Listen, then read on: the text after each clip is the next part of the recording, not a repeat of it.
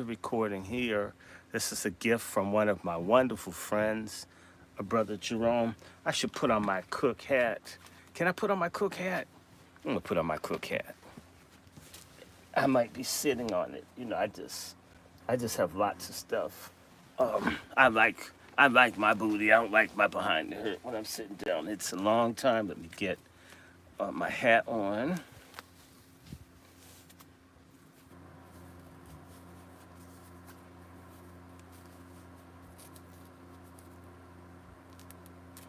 These books in this series, let me just introduce this, and so we can get right into it.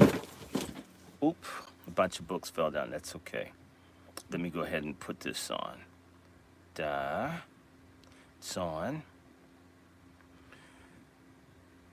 Start recording. This is the Angry Black Men's Book Club.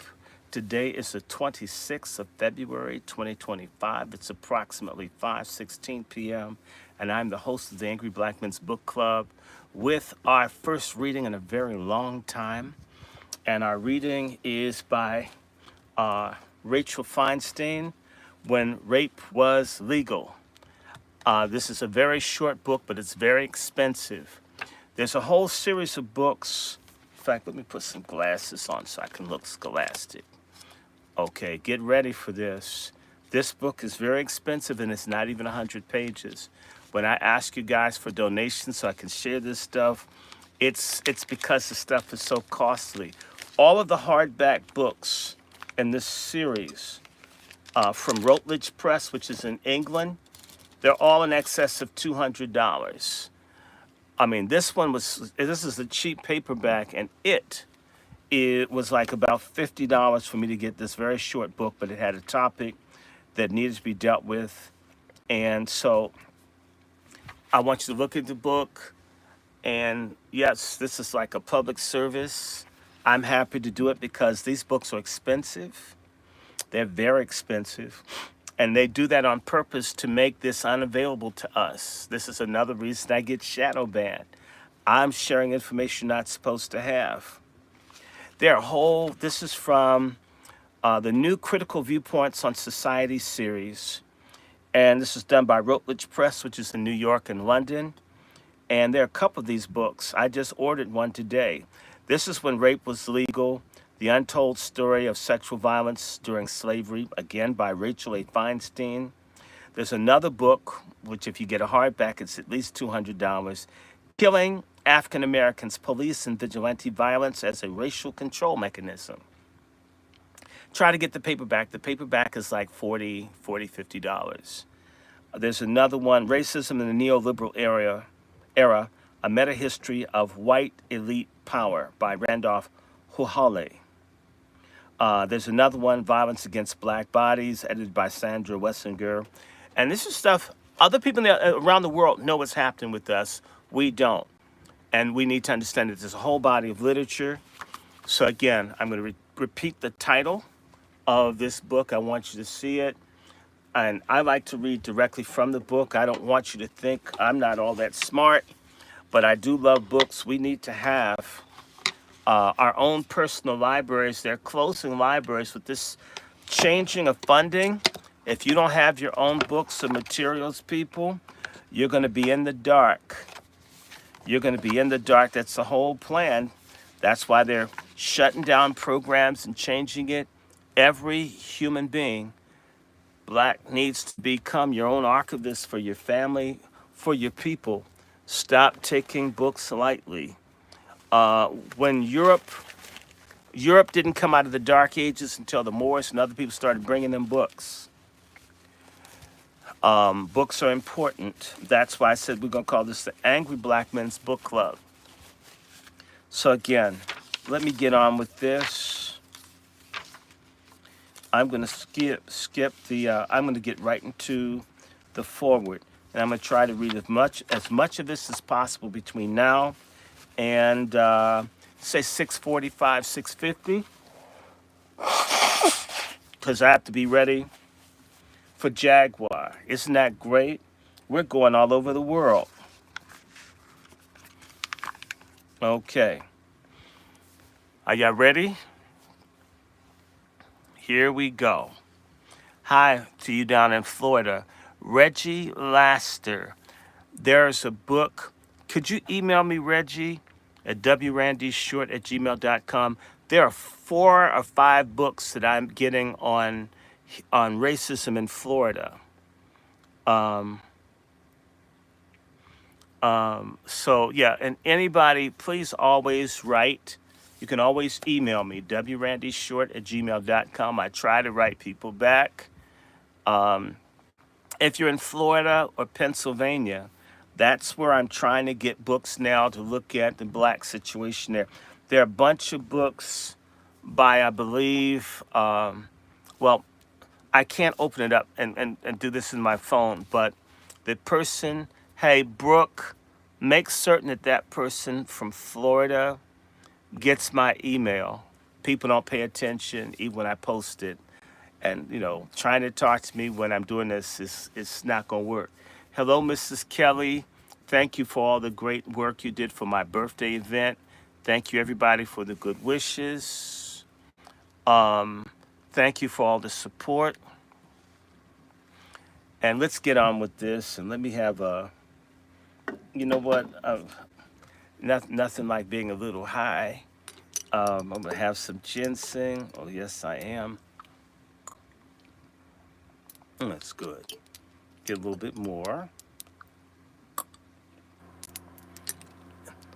Religious people need drugs too. All you sinners out there. You get yours from a pusher. I get mine from Amazon. Oh, and I've got some ashwagandha. Oh, this stuff. Woo. This may actually this will help me with my jokes. I need a little bit of help to be funny. Psych. I come funny naturally. Y'all don't mind if I get a little high before I start. It's natural. No, this is maca root. Oh, this is gonna make me a little horny too.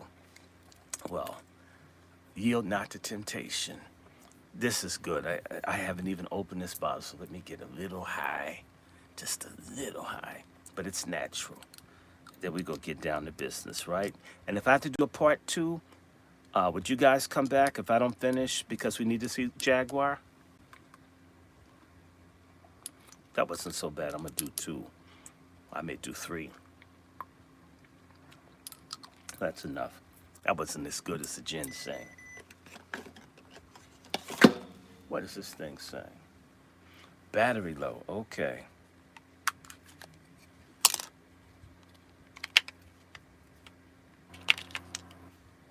I'm gonna put 2 more batteries in here.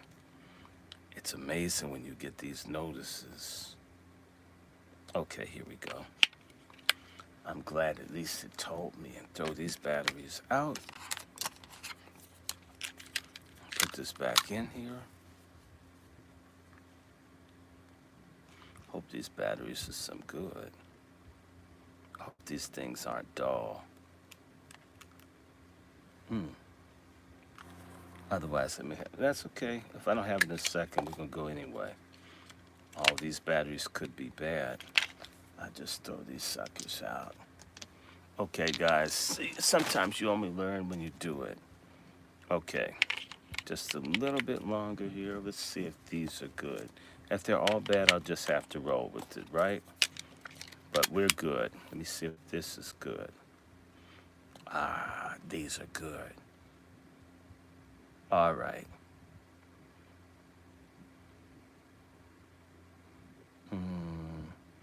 What is this?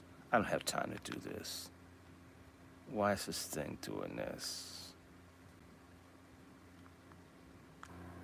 Please wait.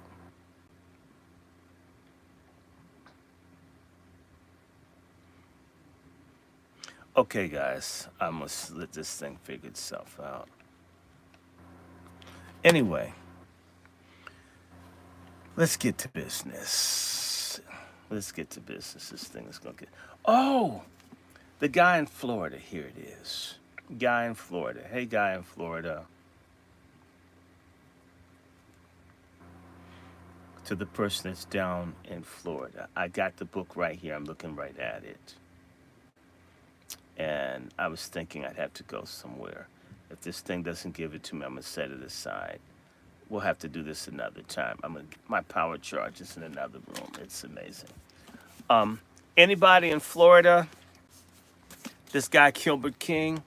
He's got not just this book, Devil in the Grove, which is fascinating. You can get it on Amazon Audible. I've listened to it like twice. You don't really know how bad black folks have had it in Florida until you've read Gilbert King's books. He's got about 4 of them. Shovel in my basket. When I looked in my basket for books today, I'm not a rich person. When I think about all the books I have to get just to keep up with what's going on and have my library right, I got like a $1,200 list of books. I'm not going to get all of them, but I want to. So, again, if you like this, I'm back to the reading. I'm ordering my ivermectin. We go to see the good naturopathic doctor that treats cancer. If you're in the DC area, you got to go and see Dr. Theodore Watkins. He's better than most of the people naturally, and he's affordable, and he's in the hood. Dr. Theodore Watkins, if you're trying to find him, you can always drop me an email. I believe in sharing information. So I'm going to thank everybody. Now, without further ado, welcome again to the Angry Black Men's Book Club. I've been dying to read, and now we're going to get busy. I'm in the foreword of the book, When Rape Was Legal, Sexual Violence During Slavery by Rachel Feinstein. Her foreword.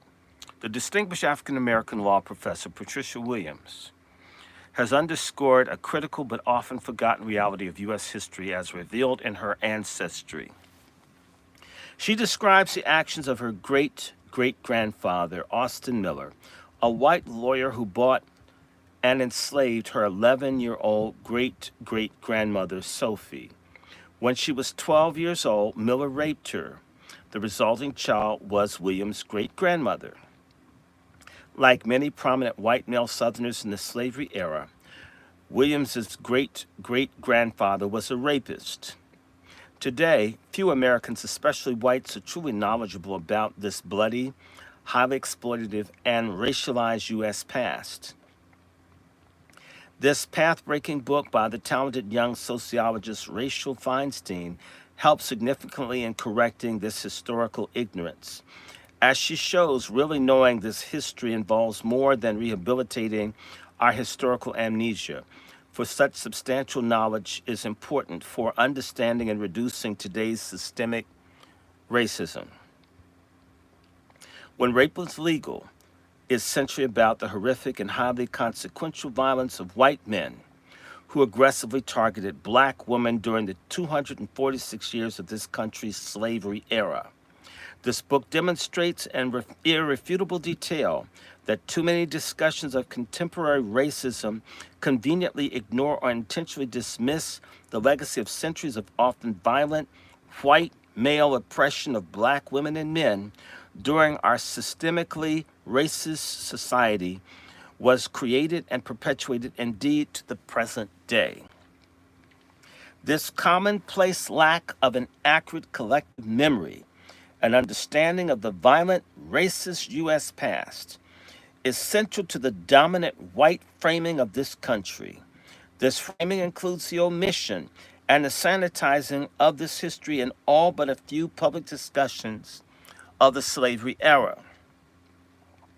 As Feinstein shows in detail, the powerful narrators of our history and the dominant group have usually suppressed, distorted, or fictionalized this racialized history of white violence and other oppression targeting black women.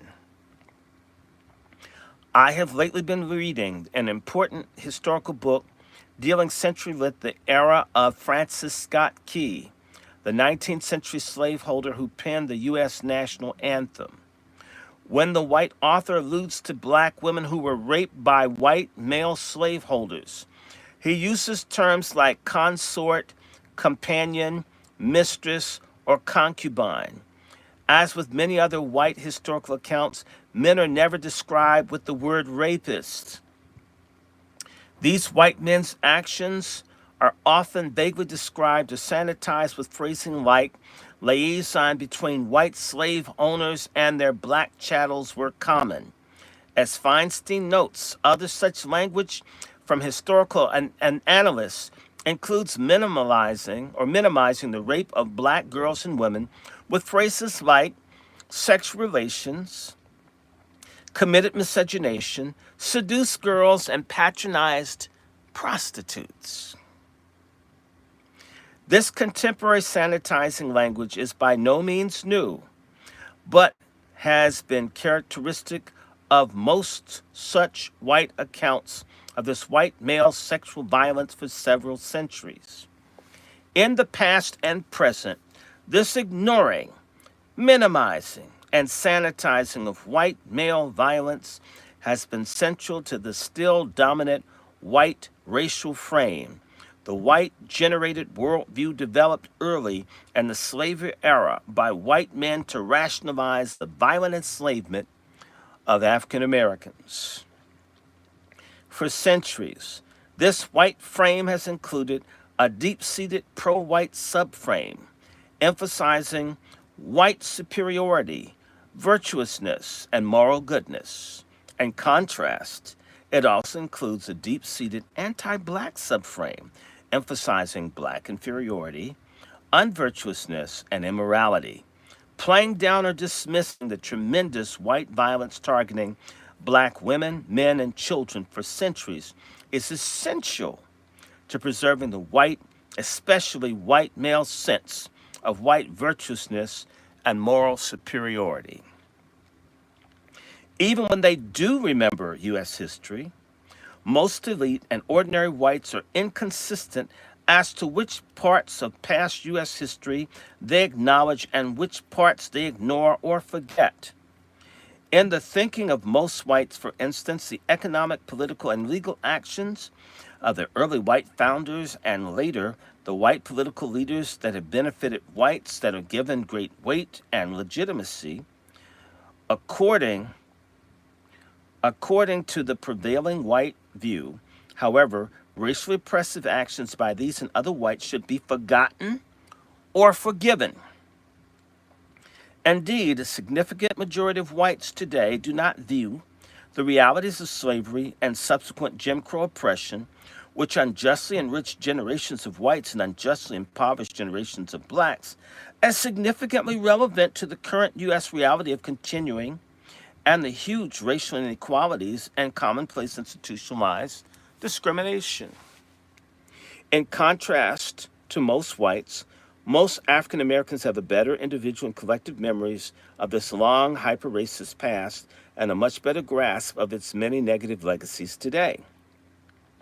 Many African Americans, such as Professor Williams, have remembered and recorded significant portions of this past history of enslavement, even though they do not control most mainstream media and public history making, as we see in the data in this path-breaking book. African Americans have frequently provided and relied on both oral transmission of personal and family histories and the written accounts of earlier eras that somehow succeed in being recorded by their greatly oppressed ancestors. Feinstein includes in these personal written records of African Americans among her important sources not only recorded slave narratives, but also autobiographies and speeches of those formerly enslaved.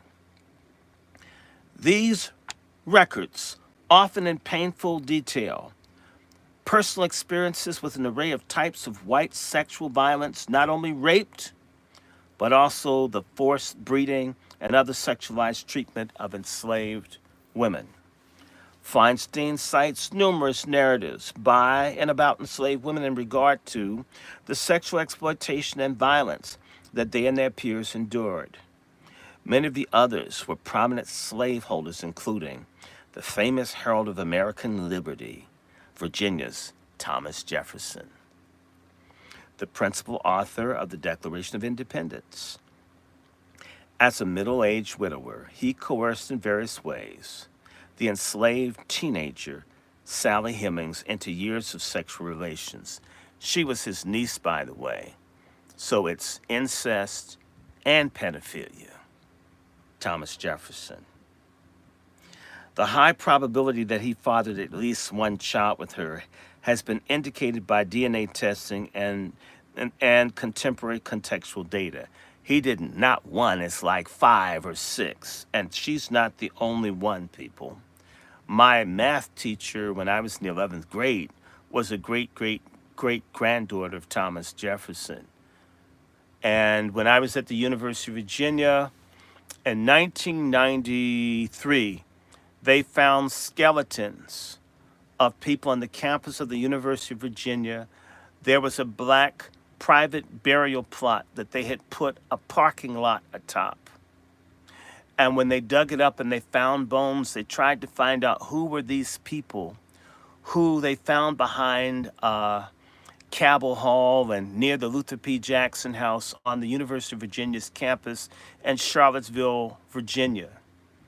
So they came to the church I attended called First Baptist, and they asked the oldest black resident in the city, Mother McGinnis Johnson, who were these people that lived on the campus of the University of Virginia.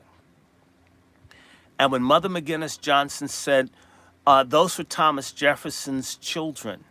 They had red hair and freckles, and they hated us, and they never dealt with us. They always up there, they didn't deal with us. They cut the tapes off. They didn't want to know anymore. Thomas Jefferson and a whole bunch of these guys were whores. They made all kinds of black kids everywhere. And myself included, we have lots of rapist slave masters in our families.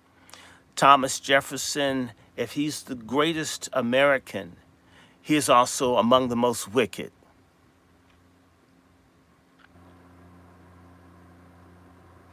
Until recently, relatively most white commentators and white descendants of Jefferson denied this sexual reality.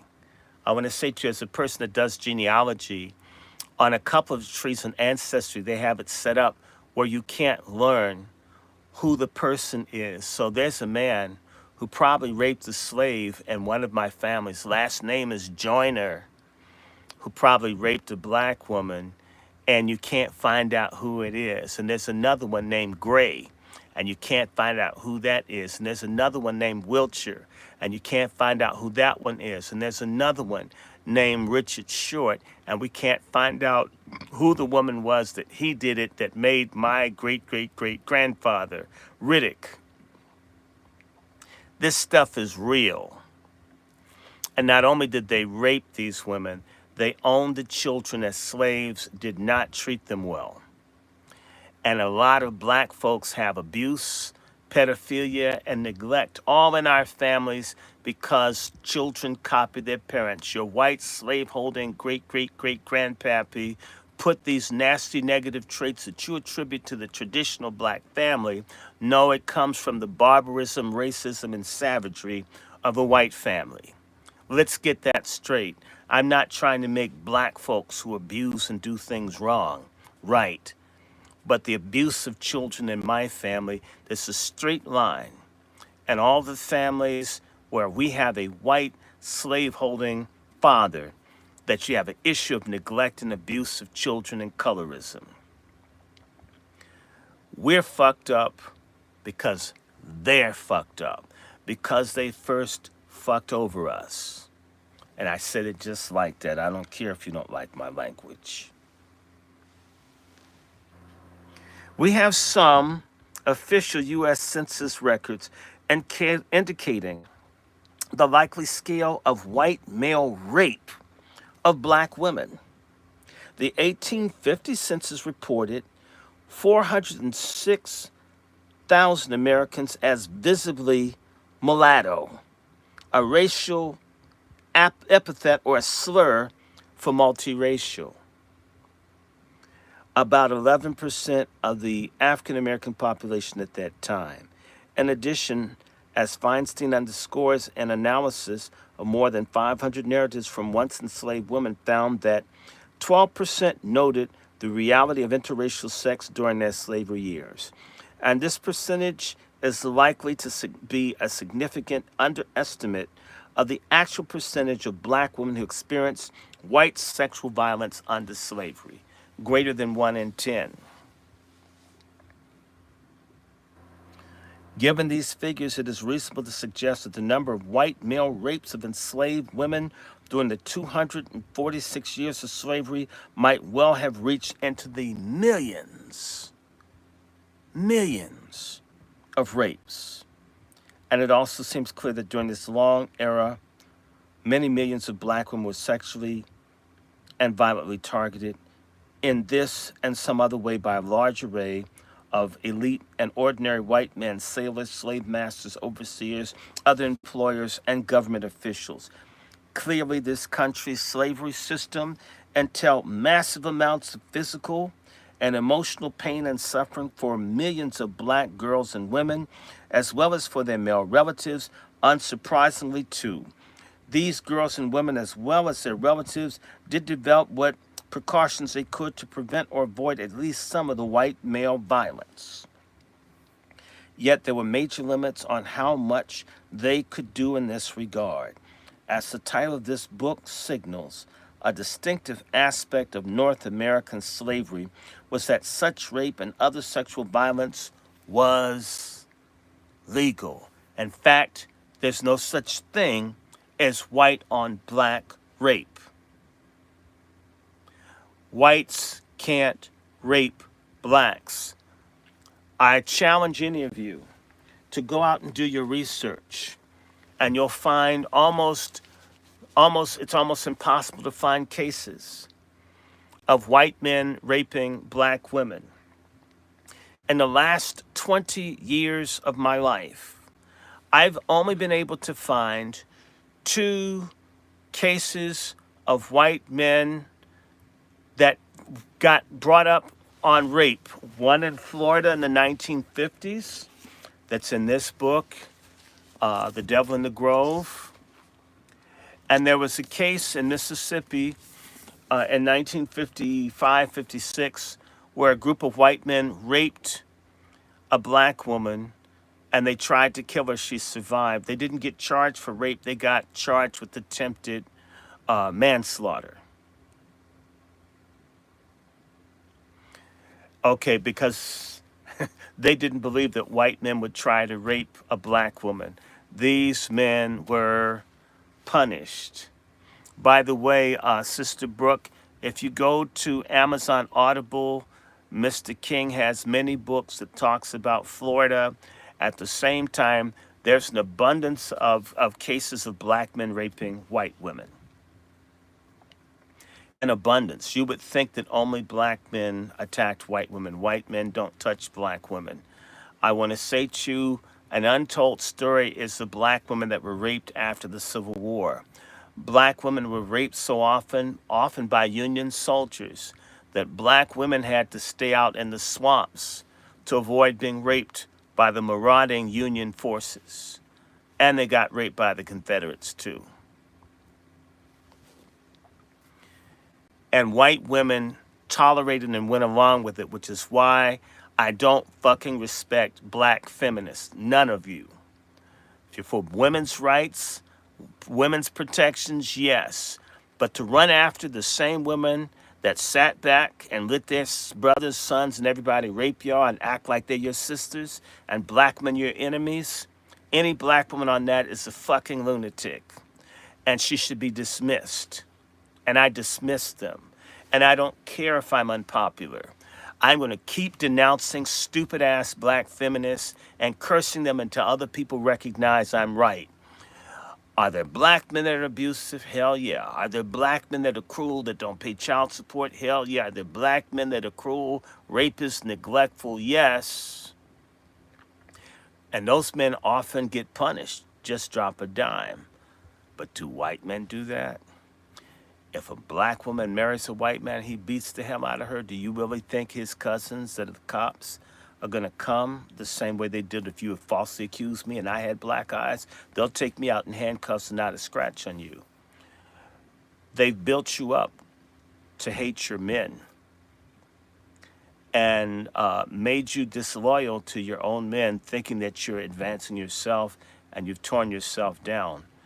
We need each other. And one of the things that used to happen when slavery was legal, a whole lot of black men had to die to protect black women. We've never received thanks or an acknowledgement that under the worst of circumstances, when a white man tried to sexually harass my grandmother in the 50s here in Washington, my grandfather dealt with him. When her employer harassed her, my grandfather dealt with him too. Black men have done the best that they could, many of us. That's never in the narratives of lesbians like Alice Walker, who's married to a white man that hates black men. Bunch of black bisexual or straight up studs hate black men, and they've got no smoke for white men. And as I read, you're going to find white women raped and beat and brutalized black women too. In fact, I need to get a prop. Give me exactly 1 minute. I want to bring a prop that I have from Brazil because I need to show y'all something. It's right upstairs. Give me exactly 1 minute. Y'all can entertain each other. I want you to see this.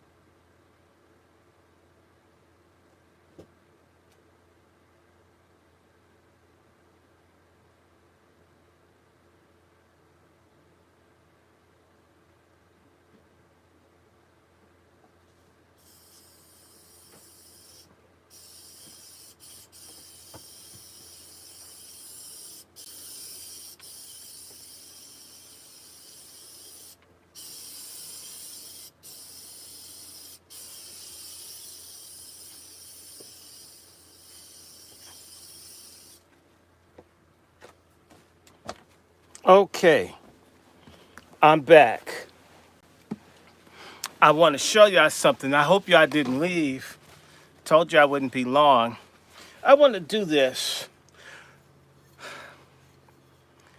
Have you ever seen this before? Look at it. Get a good look at it.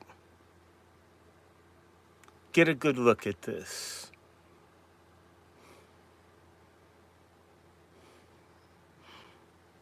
Show you one more time.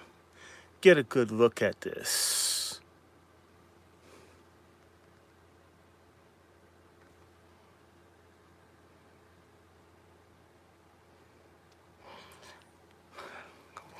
Tell you what this is. I bought this in Brazil 30 years ago. This is Anastasia. Anastasia, or Anastasia, as it's said in Portuguese, was a beautiful, enslaved Afro-Brazilian woman who was so beautiful her master wouldn't leave her alone. So as was the custom for white women, if there was a black woman that their man wouldn't leave alone, they would beat them, and they also had a muzzle. They had a whole mask that sometimes it would rust and destroy their skin and eat up their faces. So the white man wouldn't be attracted to them. They didn't demand fidelity from their husband the same way white women vote for white supremacy, unlike black women that vote against black men. The white woman decided to punish, and this was a custom here too, to put stuff to make black women ugly so white men wouldn't bother them.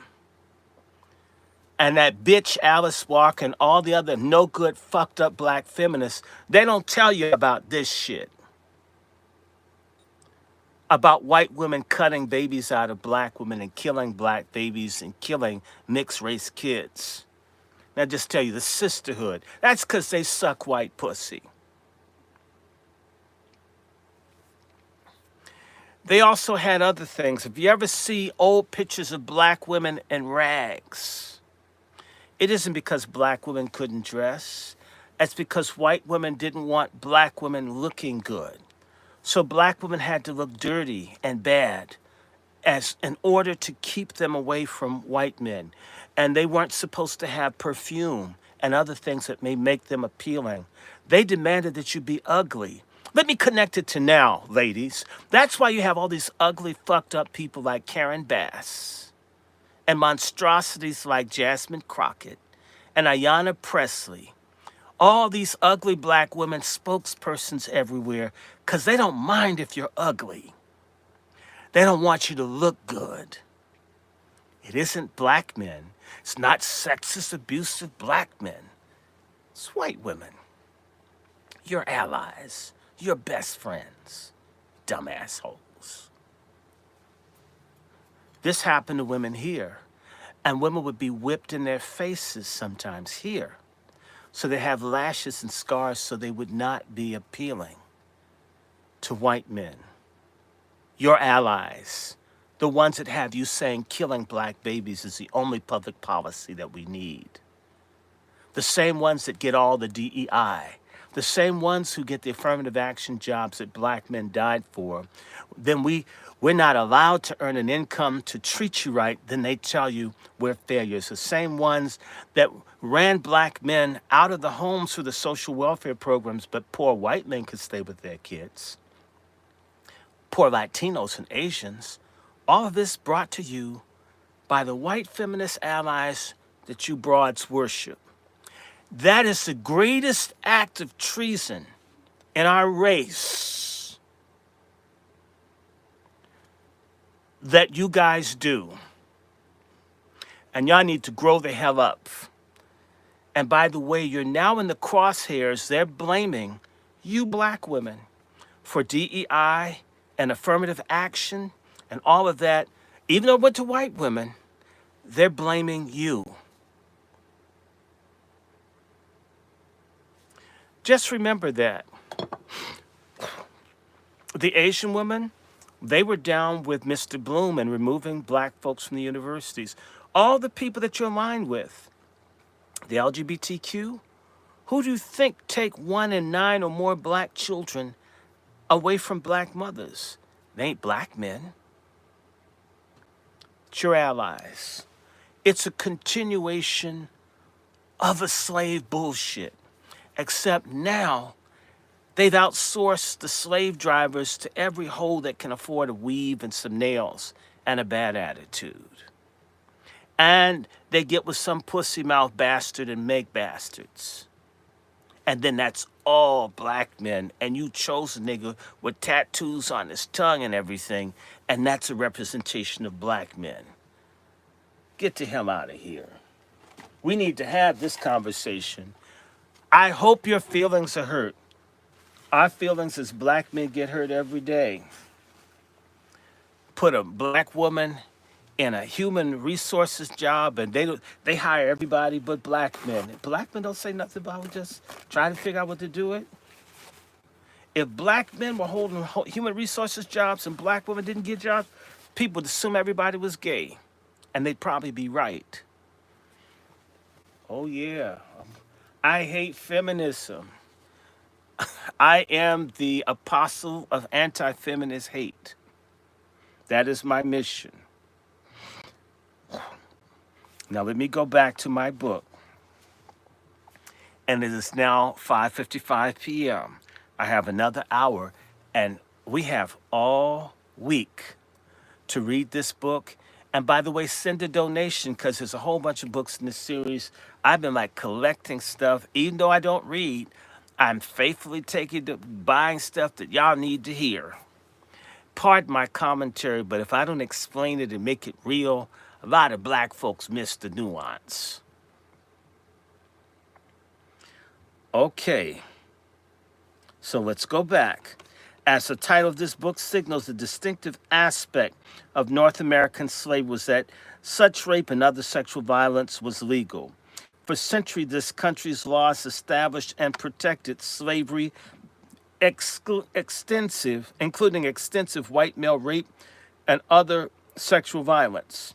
Violence against black women was generally not criminalized under the law, and thus there was no recourse for sexually targeted black women or their male relatives.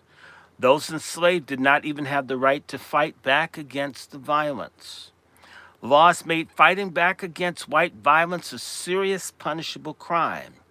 Still, as Feinstein describes, many did fight back in various ways, usually suffering violent punishment, including death as a result. I have a book, and I'm going to have to like pull it out. It's somewhere nearby. And it's talking about black women that killed their masters for having been raped. It's somewhere around here. I'll pull it out, or I'll buy another one. A lot of women understood they have to get hung. When I was young, one of the first things I ever did as social action was being a part of agitating for the freedom of Joanne Little, a black woman who killed a white prison guard who was raping her in North Carolina. They tried to kill her. This is in 1975, 50 years ago. I didn't just start thinking about this stuff. And in 1975, I was 10. A lot of Negroes just started getting active in the last few years. God bless you. But when certain folks talk, some of us have been doing this ever since we can remember. Are y'all with me? So you got punished. Unmistakably, slavery's white male implementers did much more than steal the labor of enslaved blacks to increase white wealth. They also developed an extensive racialized system for forced social and sexual control of black women, men, and children. Among other things, the sexual violence targeting black women and often black men signaled and reinforced substantial white male power. It directly expressed aggressive white masculinity and often white stereotypes of the supposed hypersexuality of black women and men they attacked. The other key aspect of this male expression of sexual violence was that it was set within the white family context whereby white women directly or indirectly helped to create the suppressive reality for black women. Feinstein documents this from several sources, including divorce petitions and the recorded narratives of enslaved women. This collaboration was especially true for the wives of male slaveholders. In order to protect their own limited privilege, they too operated out of white framing of enslaved black women that blamed the latter for the sexual violence perpetrated on them by their slaveholding husbands or sons. Indeed, many of these white women would punish sexually violated black women with yet more violent punishment, or by having them sold away from their families to other white slaveholders. As a group intermediate on the racial gender power hierarchy of the day, white women were both subordinated and subordinating.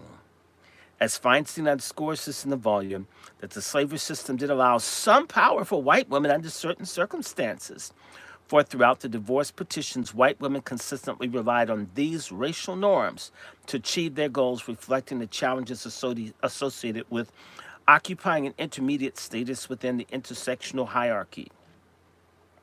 Moreover, in these records, white women also avoided the language of sexual violence or rape, overlooking the experiences and needs of enslaved black victims.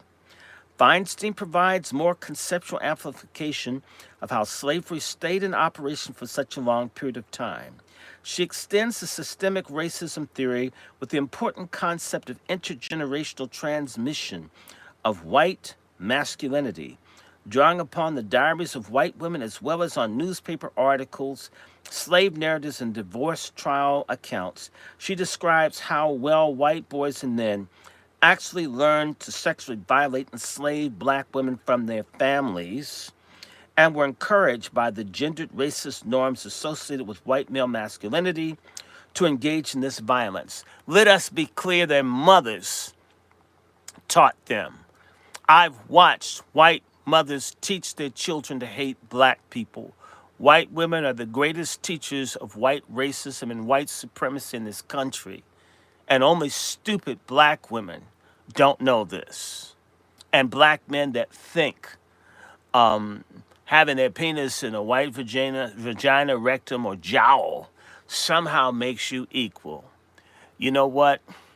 May you be Rodney Kinged until you die, you suckers. Now, I'm not trashing all interracial couples, but for people who are trying to, they basically it's the white phallus or the white vagina escape hatch from blackness.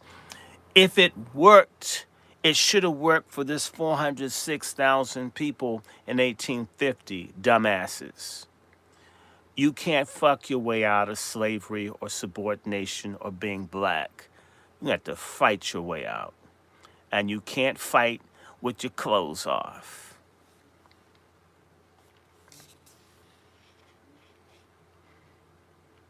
The long-term survival of this country slavery required these white masculinity norms, male relatives' encouragement to rape black women, and the protection of sexual and other racialized violence by state laws and enforcement agencies. Collectively together, these conditions enabled and incentivized white boys and men to engage in sexual violence against enslaved black women. Let me be clear, they also attacked free black women. There was a big trade, as Solomon Northrop's book, 12 Years a Slave. Free black women were raped and sold too. This person, it's a white Jewish woman, so she did all right. There's a reason some of us are not in the academy, because we could get more direct. Everybody black was a target. My family lives in D.C. because my great-grandfather did not want my grandmother raped, as possibly his wife had been raped by white men. Just saying.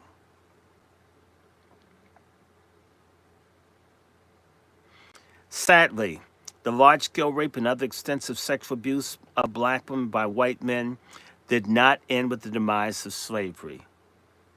You don't say.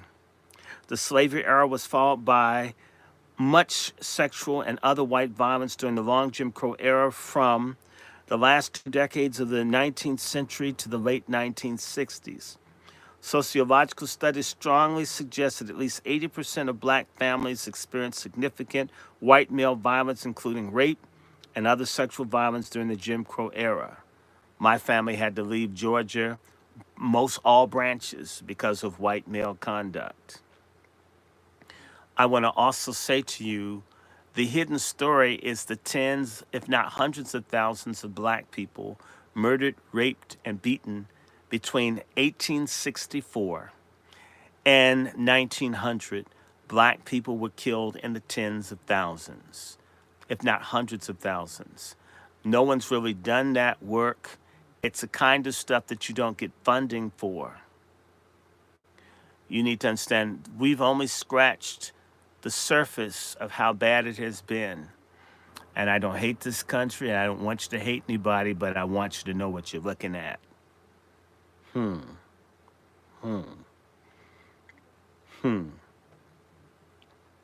The legacy of toxic white male masculinity. It should be toxic white female feminism. And white male violence of the slavery and Jim Crow eras continue today.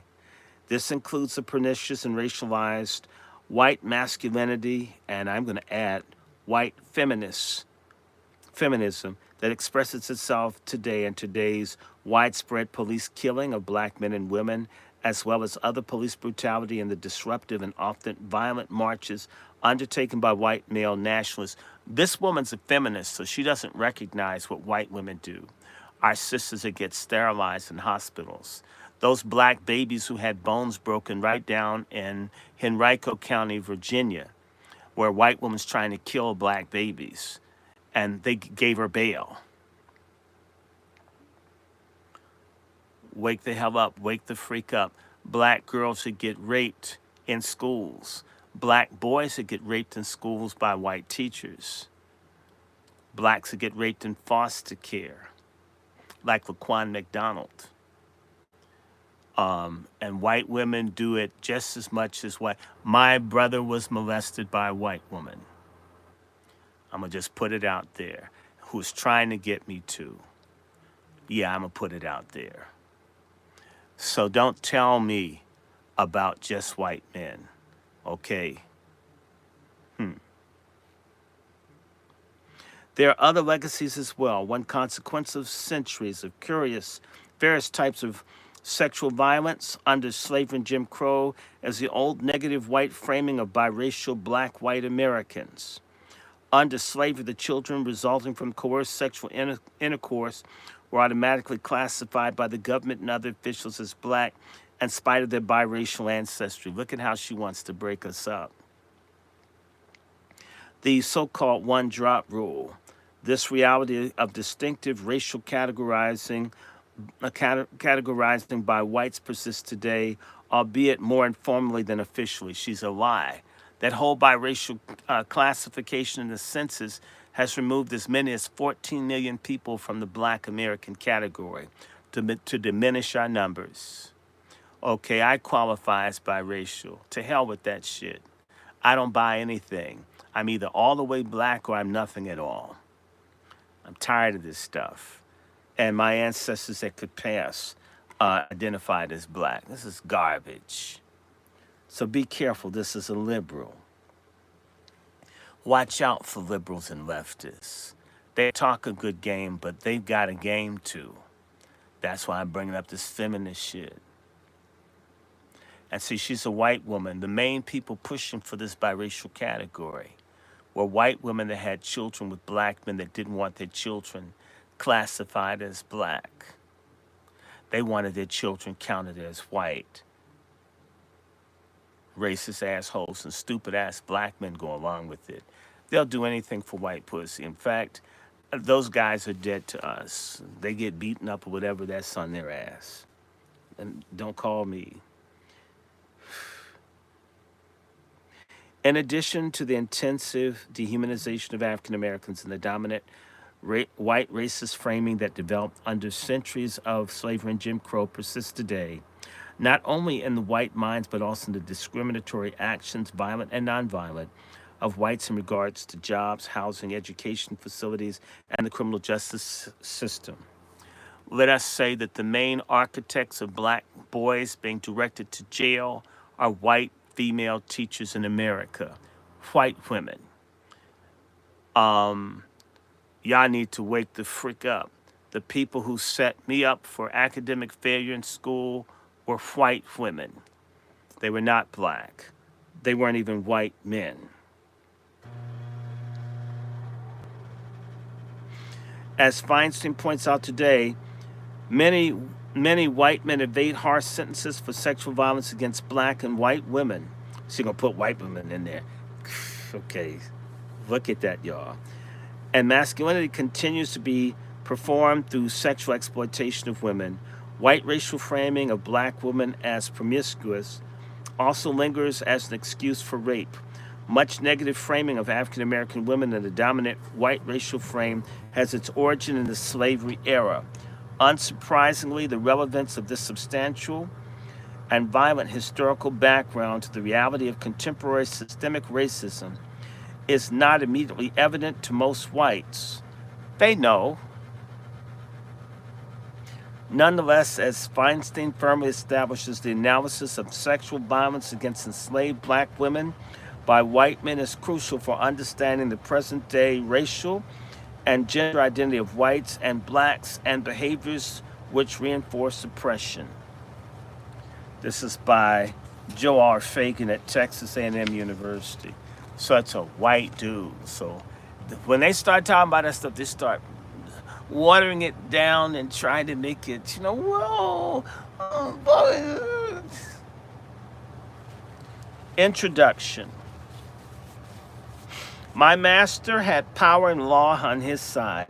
I had a determined will. There is might in each. This is from Harriet Jacobs. I think it's a life or the story of a slave girl. Forgive me for not remembering her name, the book title. In 1850, oh my God, I don't like the name. This is a family name, forgive me. In 1850, Robert Newsom, a successful farmer living in Callaway County, Missouri, traveled to nearby Audrain County to purchase a young girl named Celia. Newsom acquired Celia with clear intentions. He was 60 years old while Celia was aged about 14. He raped Celia on his way home from purchasing her and continued to rape her regularly for the next 5 years. But Celia resisted Newsom's sexual violence. On June 23, 1855, Celia told him she would hurt him if he came into her cabin that night. However, with his law-backed entitlement, Newsom ignored Celia and entered her cabin anyway. Celia's children, at least one of whom was a child of Newsom, were in the cabin at the time. Newsom demanded that Celia have sex with him. Instead, she hit him twice over the head with a large stick. He fell to the floor and died. Hallelujah, hallelujah, hallelujah. Judge Hall, who presided over the 1855 case involving Celia and Robert Newsom, instructed the all-white male jury, that self-defense could not be claimed in her case. Overlooking the years of rape that drove Celia to carry out this act of self-defense and resistance, the jury found Celia guilty of first-degree murder. She was hanged to death later that year. Where were the feminist black women? The rape of enslaved black women during the slavery era was commonplace. However, it continues to be a feature of American history which is ignored. Although contemporary scholars increasingly acknowledge the fact that such routine rape occurred, sexual violence against black women by white men remains one of the least examined topics within slavery and the experiences of black women. Previous research substantiates that the rates of rape can depend on heavily on social context. The prevalence of rape committed by white men against enslaved women during the antebellum period and the role that sexual violence played for white men and women during the slavery has yet to be thoroughly analyzed. I wonder why. To address these gaps, this book conducts a thorough analysis of sexual violence against enslaved black women by white men in order to understand the way in which rape was used to perpetuate privilege and oppression. The mixed-race population during slavery provides one way to measure the frequency of interracial sex, most of which took the form of sexual violence and rape. Beginning in 1619, when the first Africans were forced into the British colonies of North America, the slave population grew rapidly due to a combination of the slave trade and natural births. And also the Indians added in, but they always make it seem as if everybody came from Africa. Be very careful, these liberals. The first official record of the interracial population in the U.S. was documented in 1850 census, which determined that 406,000 people were visibly mulatto out of 3,693,000 African Americans, or about 11%. Everybody that has a white father doesn't come out visibly mulatto. So the 11% is an absolute lowball number. I also want to give you information, people, that the number of black women relative to black women was low until 1870, meaning that white men had first picks of the few available black women for black men to get to. And the women weren't evenly disseminated or spread among the plantations, which means you could be on a plantation where there were no women if you were a male. In the Caribbean, a lot of the plantations, the men, there were, for every 100 men, there were maybe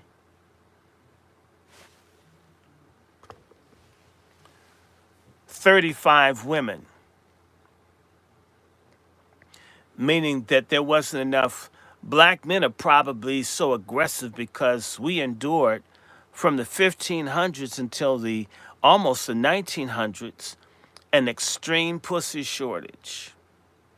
If you wonder why black men are a lot more mellow than white men, they're much more hard up. It's a psychological memory that it wasn't pussy, which is plentiful now, wasn't always the case. It's plentiful for white men that can give or take, not for black men. That's why black men are beggars, ladies. Stop begging. Begging for sand on the beach. You look like you've got psychosis. The term mulatto was used to refer to people of mixed African and white descent, and is based on the term mule, a crossbred animal, thus highlighting the attempt of whites to associate blacks and mixed race individuals with animals. Mulatto also included Indians. This whole thing about Negro was a lot of different people. So understand she's using the flawed methodology that everybody came here on a boat. Okay? I'm going to be very direct. I do have and did have African ancestors. I love it. I also had Indian ancestors. My grandfather was an Indian. His mother was an Indian, and her parents were Indians. And my mother is an Indian. I'm not hating any African, I'm only saying what is. My father's people are definitely African. My mother's people, heavily Indian. I like everybody. I'm not rejecting anything, and I'm not a pretendian. I want all of my ancestry. As much as I can embrace it, embraces me. And that doesn't want me, trick it. All right. We back to the mulattoes. This term will only be used here and when directly quoting other material. 10 years after the 1850 census, about 16% of the black female-headed households included a white father. These demographic records on the mixed-race population during slavery offer insight into the frequency with which white men sexually exploited enslaved black women. Let me stop here again and tell you a flaw with this woman's methodology. There's a book by, I believe it's Richard C. Wade, Slavery in the City. If you knew black history well, and she is not a black historian, she's a sociologist. The majority of free black people in 1860 and 1850 were black women who tended to be mixed or half quadroon, octroon, whatever, and their children were often with white men. She's only talking about enslaved women. A lot of black women that got their freedom, they made the majority of the black population that was free prior to the Civil War, often had white fathers, white grandfathers, white husbands, lovers, and all of that. Or even survived by prostituting or being used by white men. That's some of our families. That's Andrew Young's family. He comes from quadroons and octoroons in New Orleans. There's a whole history of this whole Creole thing in New Orleans, the brass ankles. There's a whole culture, Melungeons. There's a whole bunch of this madness in various pockets. Southern Maryland, the Charleston area, uh, Mobile, Blue Vein Society. You've got them, okay? You've got it in parts of Tidewater, Virginia, and in Appalachia. Um, Understand this is why we have to do our history. And even well-trained people with research money, these white folks don't get it. Oh, but she's trying. So even the black women that were free had to be available to white men. Even the architecture and public works, they didn't put street lights in black areas so white men could pursue black women, black children, and black men under the cover of darkness. Part of black people being subordinated to white people is the writ large sexual rapine, abuse, sexual exploitation of black people, which is why they put people like Billy Porter and RuPaul and even Diddy and all this to showcase black degeneracy as a cover for these people to screw, rape, and destroy us sexually. And make us think that's keeping it real with freak-offs and degenerates like T.D. Jakes. And I would love for him to sue me. Hey, T.D. Jakes, sue me. Drag me into court. You know who I'm going to call to testify against you, T.D. Jakes? You know, Jermaine Jakes. I put his ass on the stand. You lying, pharisaical, heretical, apostate fraud. Please sue me. Give me a public defender. I absolutely will call Jermaine. And I'll also call the woman whose child your daughter tried to steal. Y'all don't want me. Y'all don't want the truth. I don't want to be in your damn church. Forgive me, I had to get that. I can't stand that dude. Okay, let me go back. What time is it? Oh, it's 6:23. We're going to stop in a few minutes, but do y'all like this book? Who liked this book? Who liked this book? This book isn't this long. This book was expensive as hell. This book is 85 pages. 85 pages, so I can get through this. Y'all like this? Who likes this? Tell me a like. I don't see no likes. I see what? 3 likes here? Okay, I need some more likes. Okay. Additional evidence of the prevalence of this sexual violence comes from slave narratives. In one analysis of 514 slave narratives, 12% of these women referred to experience of interracial sex during slavery. Of those narratives, 35% included women who either had fathers who were white men or had children with white fathers. This interracial sex was most often forced and always coerced due to the inherent power dynamic between free white men and enslaved black women. The rape of enslaved women by white men is considered by historians to be a routine figure of life, perhaps most enslaving, with abundant evidence that many slave owners, sons of slave owners, and overseers, in effect, raped the wives and daughters of slave families. Records from sales of enslaved women provide further evidence of the value that white men placed on black women's sexuality. Some enslaved black women were marketed as virgins, thus emphasizing the salience of their sexual experience for future owners. Moreover, the pricing of enslaved women based on skin tones indicated the sexual value of enslaved black women. On the auction block, lighter-skinned enslaved women were sold for an average of 5% more than darker-skinned women. However, skin tone did not influence the pricing of enslaved men. Light-skinned men and dark-skinned black men didn't get love. It's only light-skinned women. Mm, white woman. Indeed, white men in New Orleans were known to flaunt their wealth in front of other men by putting the highest bids on enslaved women that they deemed the most attractive. These were called quadroon balls. Quadroon balls. And quadroon balls, the same way black men go to strip club and make it rain on strippers. Just because you think this stuff has changed, it really hasn't, people.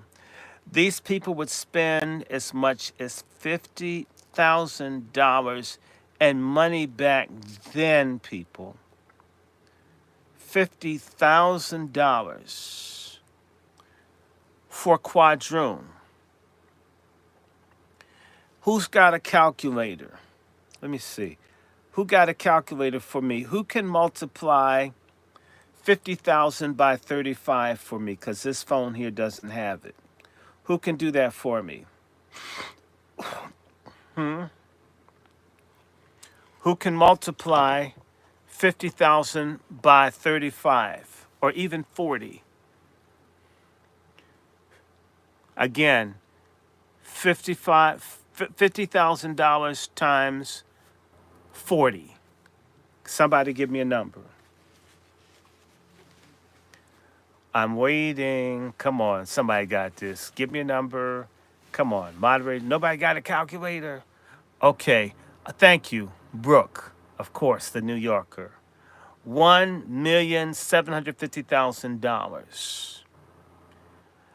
People paid, in today's money, 1.77 million. I'm sorry, $1,750,000 was a decent price, up to 2 million and sometimes double that, for a black quadroon or octoroon virgin to screw at quadroon balls.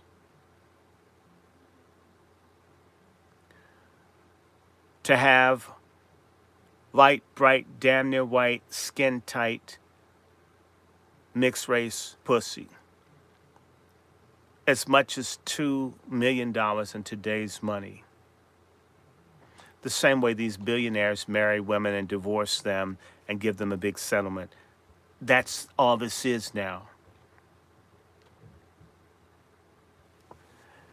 When people say, oh, slavery wasn't really that important, it was dying out. People didn't really like slavery, they weren't making money. My God. $1.7 million for a side piece? And we need to understand the slaveholders, let's do some history.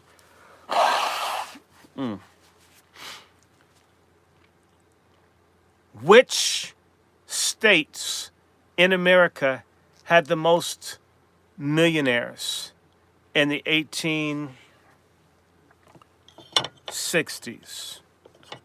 Which states? Which two states had the most? And I'm going to just go ahead and tell you. And I want to see which states had the most millionaires. I'm going to ask which American states. Because when you find out, yes, New York had the most.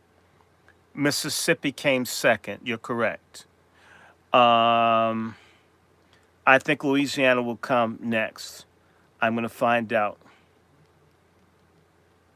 We got to have this conversation.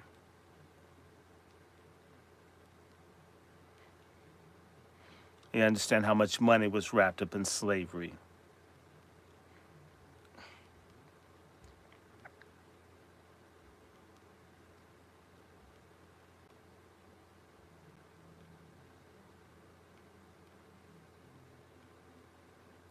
Let's look. Look at this. The millionaires in this country, outside of New York City, Mississippi, Louisiana, and Alabama, if you want to know how they could pay $2 million for sex. They were making that much money working those people to death 5, 6, 7 years. And a black woman could have up to 20, 30 children. Children could be sold by the dozen. They talk about breeding people like horses, like chickens, like dogs. And this was done here in Washington, D.C. It was probably done by George Mason, of which George Mason University is named for. It was done in Maryland, Delaware, and in Virginia and North Carolina. People were bred, and the men were given, I guess, $1 for each woman they got impregnated. That's how certain black men got their first money, was getting people impregnated, and many times they began having sex with black girls as young as 10 years old. We have a pedophilia problem in the black community, and part of its origins is what we've been through that we haven't decided to stop.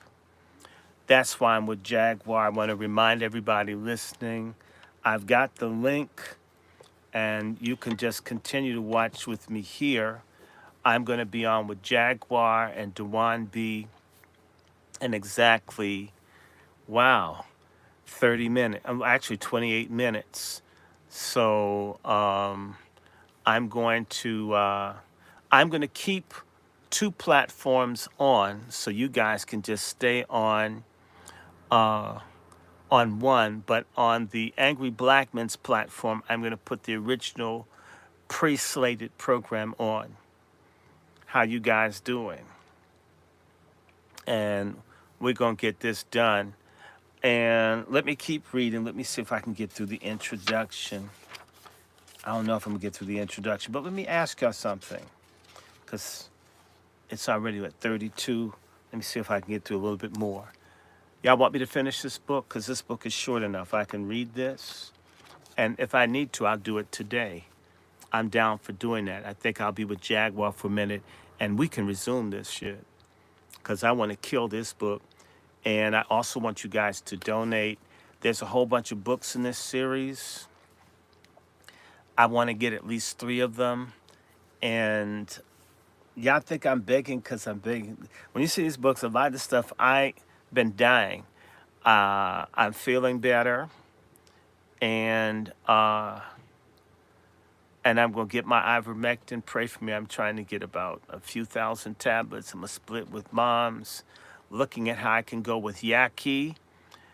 You guys need to look into Brother Yaki. Y'all need to look into the people that are Dr. Sebi's folks. You've got to look out for your health. I want to remind everybody, Dr. Watkins, who's a phenomenal medical doctor and naturopath, chicken increases your chances of prostate cancer at minimum 4 times. And I'm a chicken eating Negro. I now am feeding the chicken to my crows and my starlings and to Selfish. Selfish always wanted the chicken. Well, who thought the cat was right? She ain't gonna get prostate cancer. Stop eating chicken, people, unless it's organic. You're gonna have to raise your own stuff. I want to bring to everybody's attention, and I'm deadly serious. I want to continue to do this.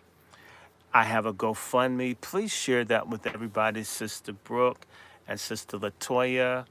I appreciate it, because I absolutely have to pay out of pocket to see the naturopath. My insurance doesn't cover it. But I do not want to grow boobs. I don't want hot flashes, and I don't want infusions in my ass. It sounds weird. For the rest of my life, hell, it sounds like being gay. I have to go every month and get pumped in my behind by somebody to stick me in the ass. I'd rather die. I told the doctor, kill me, shit. If I don't have one thing stuck up my behind, I don't want nothing else. I don't understand people that want stuff going in them. I'm a man. I mean, I don't even like needles. Going in my arm would freak me out. Imagine. Okay, I'm not criticizing. Yes, I am. I'm criticizing. If you want something this size in that little butthole you got,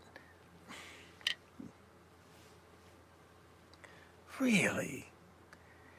This is the new thing, brothers or studs? This instead of the real thing with the real vein in it, with its own secret sauce? It's depopulation. It's part of the sexual violence. They weren't promoting LGBTQ when we were slaves. They needed people to pick cotton. Once they recognize that we can't be completely enslaved, then they don't want to deal with us as numbers. We've murdered 20 some odd million of each other with abortion, the feminists. Wake up, people. Let me keep reading. I'm going to stop in 9 minutes. And I'm going to stop in 9 minutes, maybe 10. And then I'm going to switch over. And I'll be right back up, ready for Jaguar. Right? And so here we go. Let me go back. Records from the sales of enslaved. Okay, let me skip down. So the men. Okay, indeed, white men in New Orleans were known to flaunt their wealth in front of other men, putting the highest bids on enslaved women they deemed the most attractive. That means the most light-skinned people. The exploitation of black women's sexuality for white masculine performances began at least as early as the auction block. Practices like flaunting one's wealth over the bodies of enslaved black women and subsequent sexual violence, this is what Diddy's doing too, that was meted out to them, were available to white men because the legal system supported this behavior. Laws on rape and the practice of law during slavery enabled extensive sexual violence against enslaved black women to go unpunished. Failing to criminalize the rape of enslaved women and deeming children of enslaved women to hold slave status not only enabled rampant sexual violence but encouraged it. Having typical laws on the American slavery, Virginia was referred to as the mother of American slavery. Virginia was one of the first U.S. states to construct legal definitions of race and prohibitions of interracial sex and marriage, and is thought of as the leader of miscegenation laws and the general degradation of blacks. In 1662, the Virginia legislature passed a statute stating that all children born in this country shall be held bond or free only according to the condition of the mother, and that if any Christian shall commit fornication with a Negro man or woman, he or she shall, so offending, shall pay double the fines imposed on the former act. So it means twice the fine for fornication if it's black dick or pussy. As the statute dictates, children resulting from the rape of enslaved women by white men were not considered legally free, nor were they recognized as part of the white family, which enables free white men to conceal their sexual behavior with enslaved women and avoid responsibility for their actions. And they talk about deadbeat black men of all the nerve.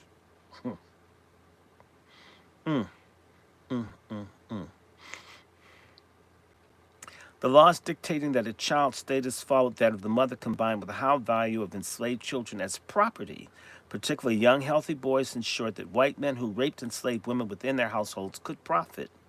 In other words, it's a financial incentive to shoplift the pussy. In addition to enabling white men to rape enslaved black women and conceal their behavior, this statute financially incentivized rape of enslaved women. Despite the punishments associated with interracial sex written in the Virginia law, you really think they're going to enforce that, people? The rape of enslaved women was not criminalized, nor was legal protection afforded to these women. While the Virginia court did not directly state whether enslaved women had personal rights which rape could violate, no records exist from the 18th century Virginia courts in which a white man was convicted of raping an enslaved woman. Moreover, in 1669, the Virginia legislature explicitly protected whites from slave resistance and guaranteed the rights of whites to abuse and kill slaves that attempted to resist them. If you don't, your pussy or your life. And if you said, your pussy or your life. Damn. The legislature passed a statute declaring that if any slave resists his master or other by his master's order, correcting him and by the extremity of the correction, should chance to die, that his death shall not be accounted felony. Which means if you beat your slave to death, if you killed him, it's not a felony, but the master or that other person appointed by the master punish him, be acquitted from molestation. Justifiable homicide. It's in the law. They have the right to kill us. You have to understand something. That was law. There's a sociological process by which laws can become customs, customs can become laws. It used to be a law that you could murder black people. Now it is a custom. Trayvon Martin is a custom.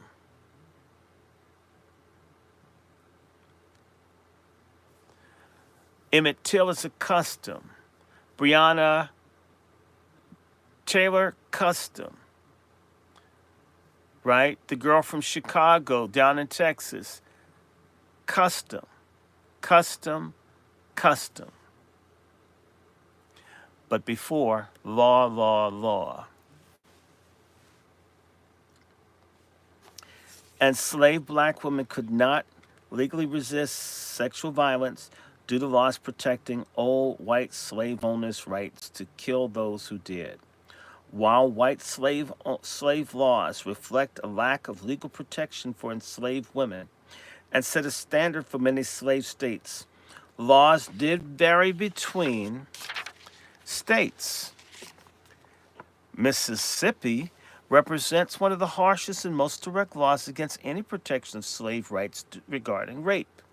In 1859, Mississippi explicitly stated in George v. State, 37 Mississippi, 316, 318 through 20, that the rape of a female slave under the age of 10 by a slave was not a crime because English common law did not recognize slavery and thus recognized no right of slaves in Mississippi, extended no such rights through legislation. All rights in slave rested with masters. The defense attorney in the case argued that the crime of rape does not exist in the state between African slaves. Their intercourse is promiscuous. In Mississippi, the rape of an enslaved woman was not a crime, regardless of the status of the offender.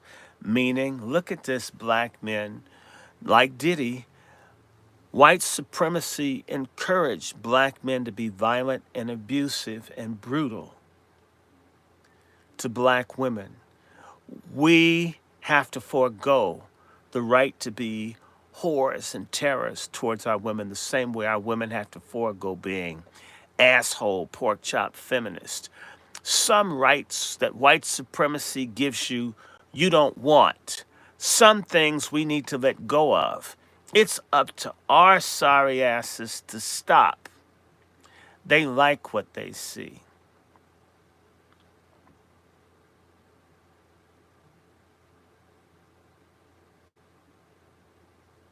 The justification for failing to criminalize the rape of enslaved men and women was based on the notion of sexual promiscuity of blacks, twerking, all this whole culture that they're promoting.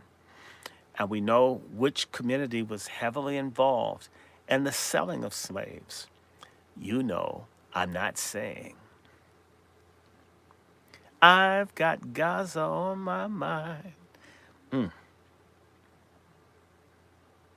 This stereotype continues to be used in attempts to justify sexual abuses against black women today. Despite variations in Virginia and Mississippi law on rape, the outcome for enslaved women who were victims of rape was similar, with no record of legal protections from sexual violence. A general consensus exists among historians that enslaved black women had few, if any, opportunities to use the courts to defend themselves from sexual violation from any men until the end of the Civil War. This conclusion resulted from legal statutes as well as the conditions of slavery, which hindered access to the courts and various tactics used by whites to discourage black women from filing charges. Not only did the lack of legal protection from sexual violence significantly shape the daily experiences of enslaved black women and white men, but it provided the backbone for a comprehensive system of gendered racism, which is entrenched into the fabric of the United States.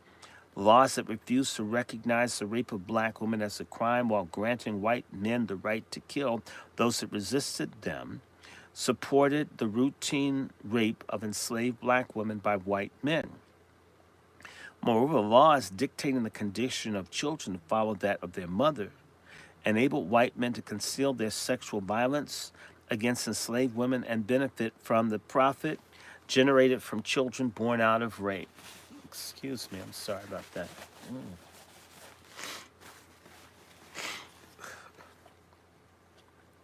Born out of rape into slave status.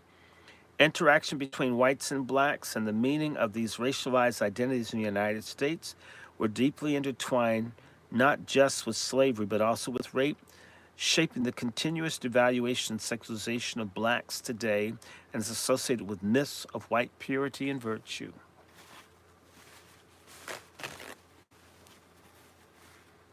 Uh-oh. I'm going to stop in a second.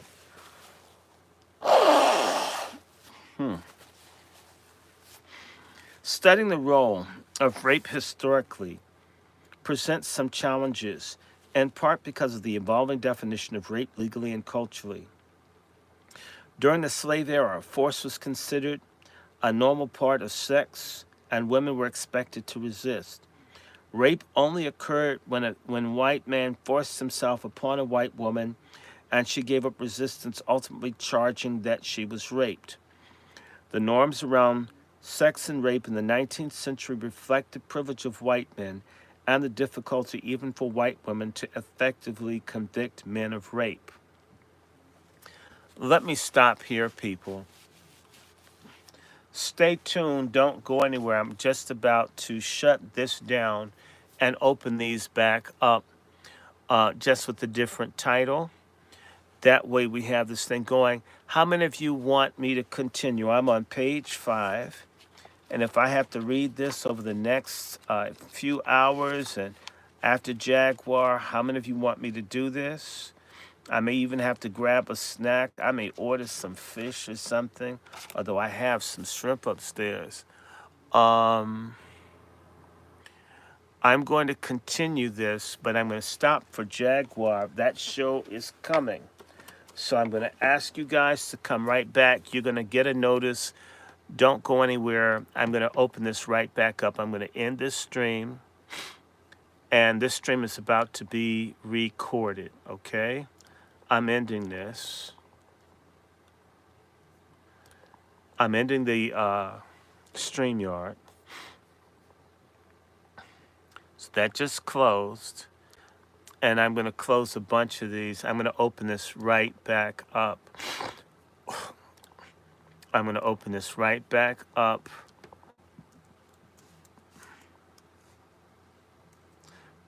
We'll be talking about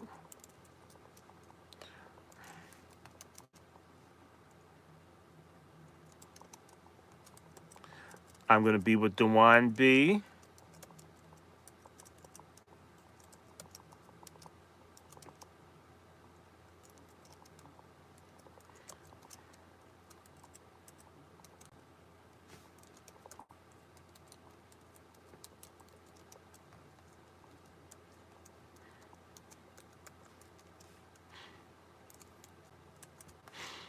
Okay, y'all, I'm about to put it up. This will be up in 1 second. So you guys can come into StreamYard while I get this thing hooked up. I'm gonna put this on for 7 o'clock. No, I'm gonna put it on for 6.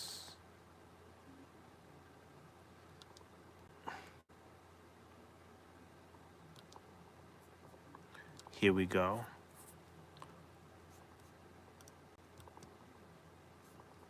There we go. That's almost there.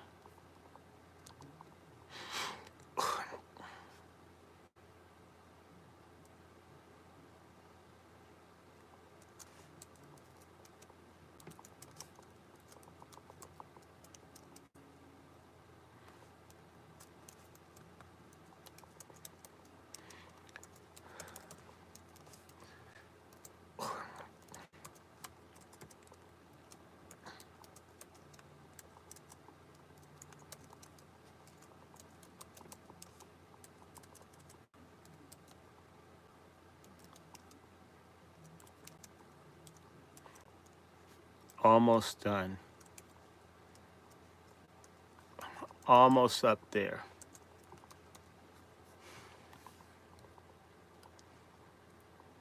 Here we go.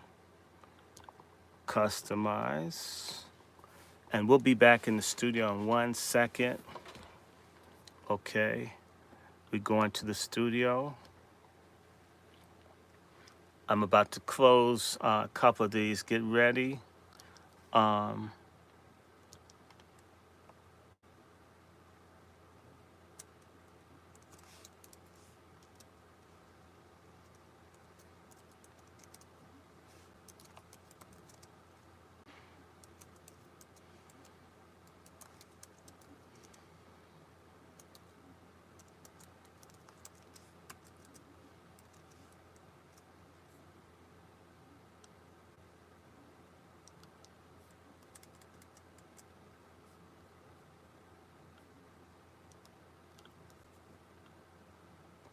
hold on 1 second.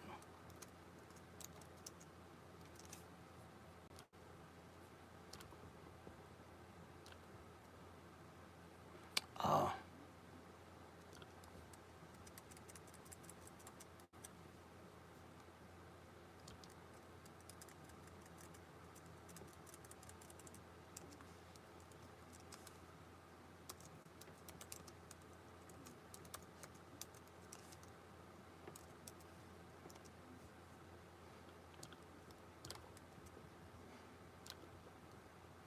all right, I'm about to put it up.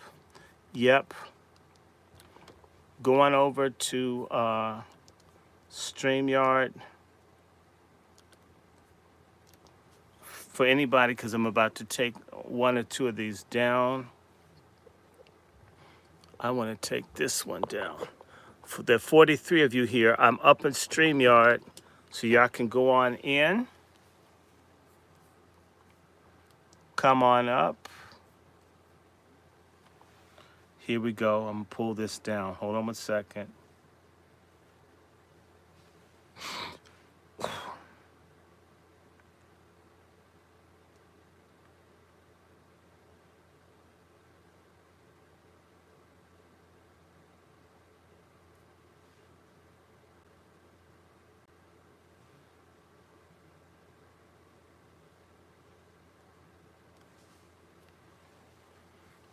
This is almost ready. Okay, guys. It shouldn't have been that hard to follow it.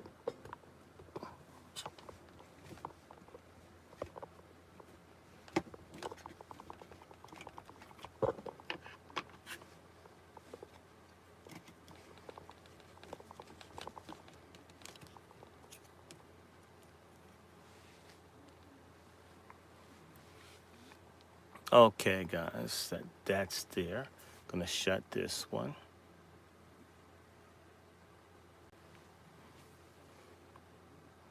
And I'm gonna leave this one up. I don't care about that one so much. This is the one.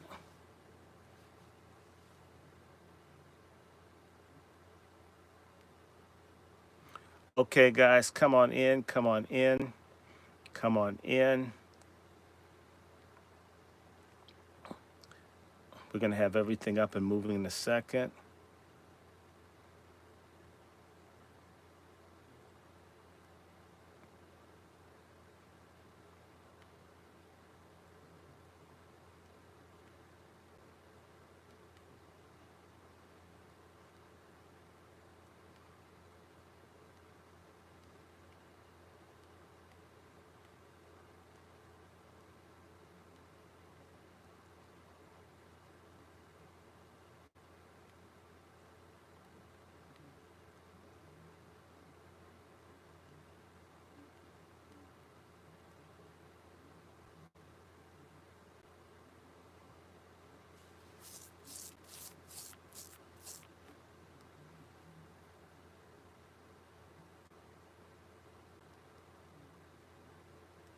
We're almost there.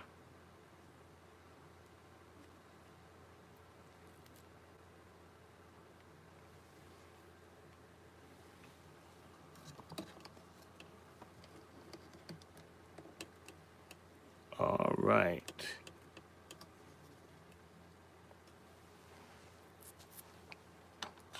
Hello, everybody. We're back. We're back. We're back. Tell everybody, retweet this. Get this out, guys. Get it out. I need you guys' help. You know how they do. I do me. I'm doing the best me I can do. Okay? Here I am.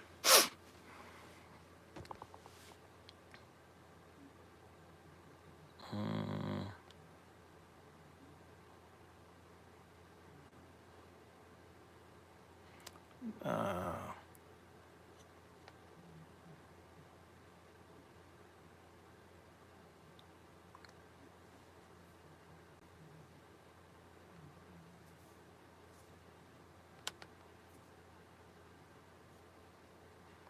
Wonderful.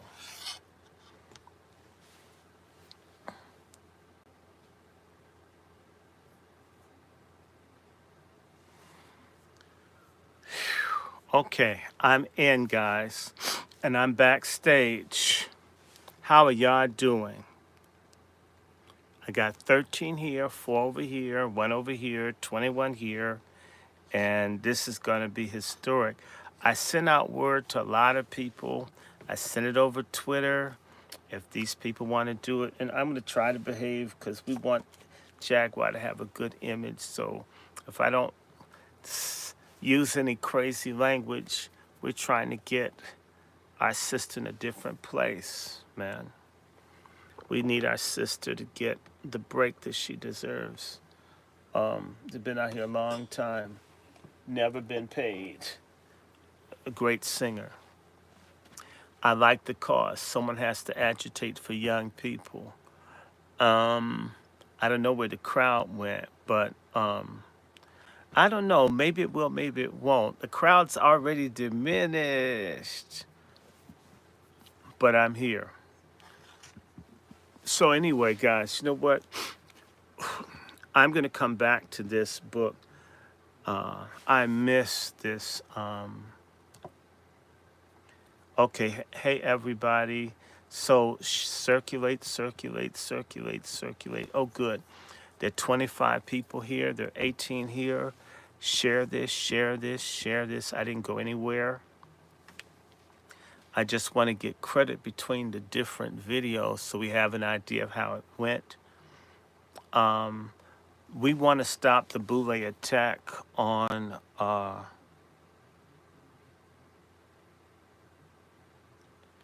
okay, hey Wolfgang, how you doing? I'm ready. I'm already backstage waiting for you. This is Wolfgang, y'all. I how you doing, Wolfgang? I got right now no numbers like Jaguar. She's a star. I'm just the person that's tired of bullshit. But altogether, we've got about 40 people. More will show up. Go ahead and get started. I'm ready. It's 6:59. I couldn't be late. I didn't want Jaguar to talk about me. You know, Dr. Short, those big earrings on the couch. That nigga was late. I gave him a break. I'm just, I don't want her to like turn those jaws on me. Can you imagine if she knows something bad about you? You better pray she's your friend. Ooh, God, I don't want you mad at me. Everybody share this. This is about to happen. Need this to happen. Need this to happen. Need. Yeah, don't worry about people. That's what we want to talk about. Black people are silly. This whole thing about Jaguar and so forth. You know, y'all say, "Oh, Dr. Short, you're so old." There would be no Dr. Short were it not for white Republicans that saved me from black Democrats. Y'all haven't. A lot of black people, they don't really do shit. They sit back and they have a lot of opinions about how things are until you get up and you do something and you have black people decide to destroy you. And they're all Democrats and they're all Eastern Star. And they're all Boule and Greek letter. And they're church people and all of them are against you over shit they say they believe you stood up for, they turn on you and try to get paid off of you being destroyed. And nobody will help you. No, but people don't even believe. They wouldn't do that. They love the community. And these fake ass people that most of you dumbass black people trust will destroy somebody like me, and you would never understand how it happened. All of these people like Paul Robeson, Dr. King, Malcolm, all these people that got destroyed or dead, you best believe that black folk, the kind that you look up to, helped destroy them. And sometimes the only people who would help you were the people on the other side that you thought you couldn't speak to because they're Republican or they're this or they're that. When you're in trouble, you don't care who you get a damn lifesaver from. Do you know how many death threats? Do you know how many death threats Jaguar gets? Do you know that the COINTELPRO, the people that want this pedophilia, the people in the intelligence community that are in media and music that want black people to self-destruct? Do you know how many of them come after? Hey, everybody, Scales, everybody that says something stupid, it's 24 hours timeout. We don't need them. Anytime Jaguar Wright thinks I'm worth talking to, we must be okay. I can't believe this.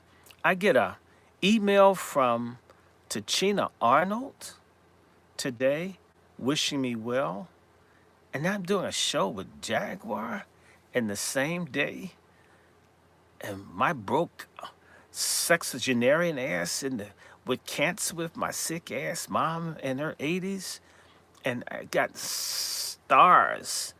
I mean, look, people, let's just be real. Jaguar is analogous to Aretha Franklin in 1966. You wouldn't have known who Aretha Franklin's ass was had Aretha Franklin. Who's Pam? I don't know who Pam is. Pam who? I don't know who Pam is. You have to help me, Scales. I don't know who Pam is. We would never know who Aretha Franklin was where had she stayed, had she not been able to get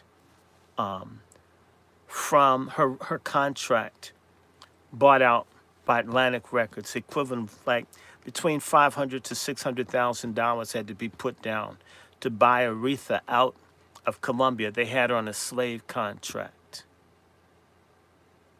Oh yeah, Tachina, that's the name I use. Okay, Pam, right. I just liked the show. I just knew everybody hated Chris. I remember watching those shows. I liked them. Look, Aretha Franklin made a lot of records. The records didn't sell well. They sound good, just nobody bought them.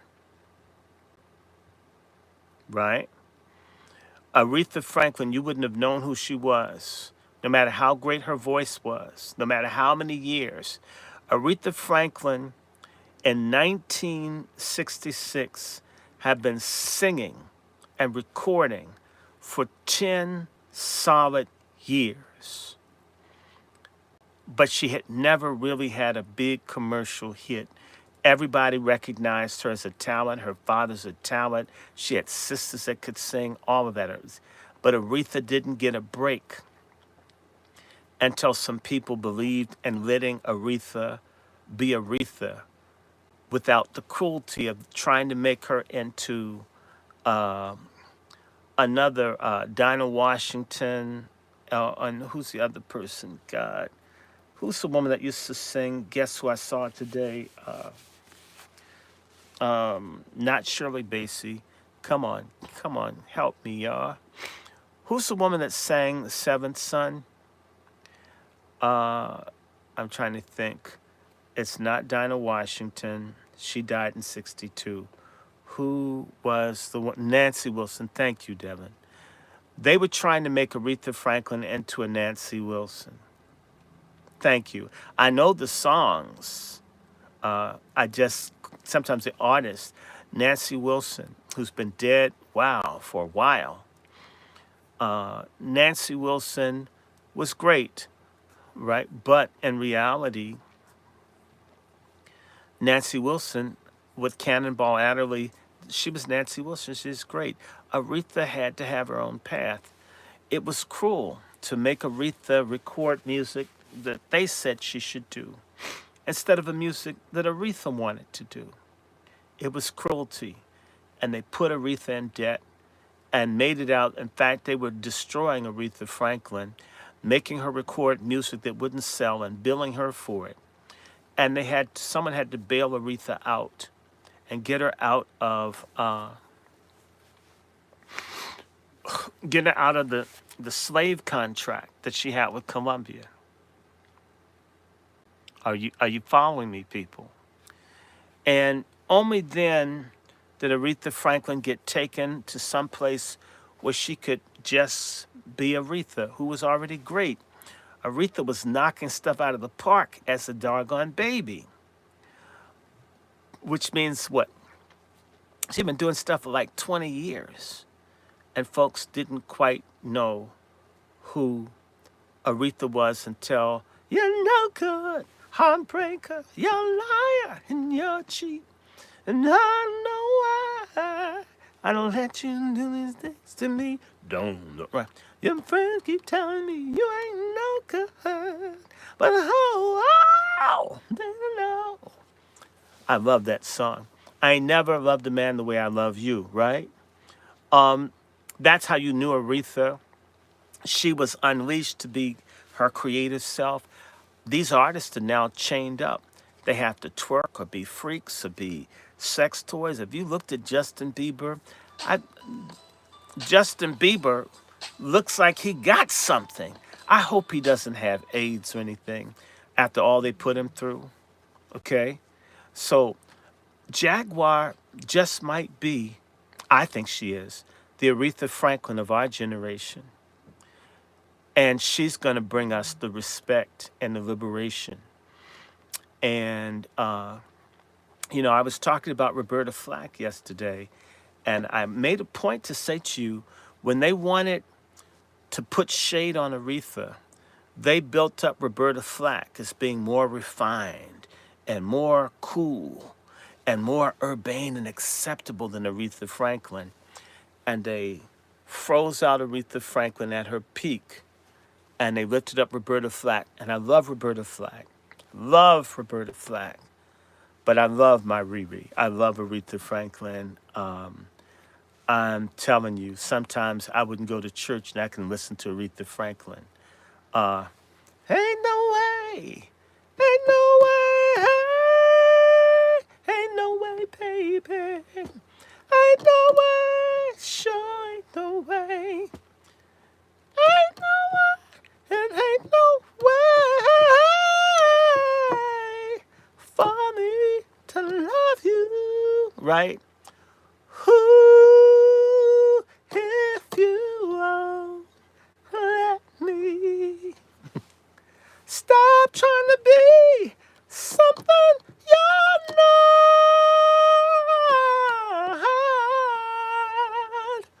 Who? Those are Whitney's aunts and cousins and mama who paid too much for what he got. Didn't.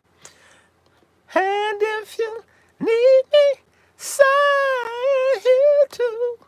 'Cause you know that I need you. Don't you know that I need you? Oh. And then what's Whitney's mother? Hoo, hoo, hits that note. Yes, I can hit that. And I'm not rehearsed. Said ain't no way, baby. Sure ain't no way. Sure ain't no way. Ain't no way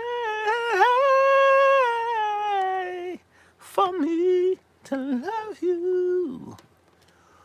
Ooh. won't let me. I love that, man. Aretha, and Jaguar is as good in her own way as Aretha, right? I mean, so we have to be receptive to artists as they are. If we can put up with R. Kelly's shit, we can embrace Jaguar. Jaguar hates children getting screwed over. And I'll just say to anybody, I've been waiting all my life for someone to tear this shit out. All my life. So y'all can hate me. And Jaguar don't have to be perfect. I, I, I don't have to agree with everything someone does, but we can agree. The abuse of artists, the abuse of women and children, the abuse of vulnerable men, this crap has to stop. And I'm sick of it. On top of that, Jaguar is a brilliant woman. She knows more than just music. She thinks, she has ideas. She's got a super analysis of what's going on in the world. And so, let's be real. Let's be receptive to her. And I don't know. First time I heard her, I was like, God, yeah, she's right. She has to be telling the truth. I saw this shit in church. God, the music business, damn, it has to be as bad, if not worse.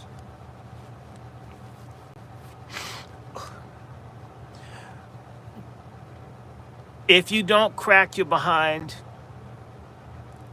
in the church or anywhere, they don't let you get anywhere. I'm just telling you. I was just telling my cousin about this this sleazy preacher. I'll tell Jack. I'm not going to tell you. I'm going to tell Jack what this story.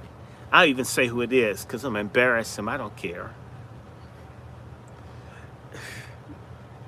The stuff that people demand or think that they can get you to do. 20 seconds.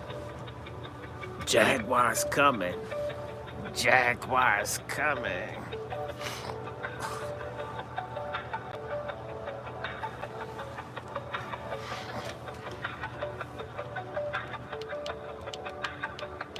Yeah. So this is. Let me.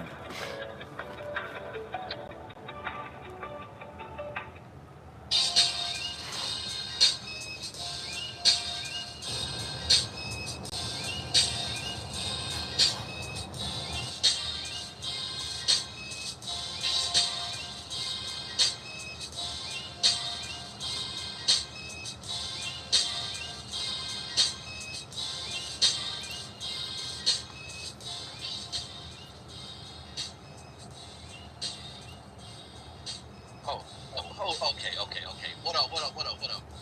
Testing. Mic check 1, 2. And you can make it louder. Bring this down a bit. I see you, Dr. Short. I see you, Randy. Give me 1 second. Oh, you gotta put your headphones on or something, bro, because I hear you in the background. Hold on 1 second. Let me just bring everyone to the stage because this is just a separate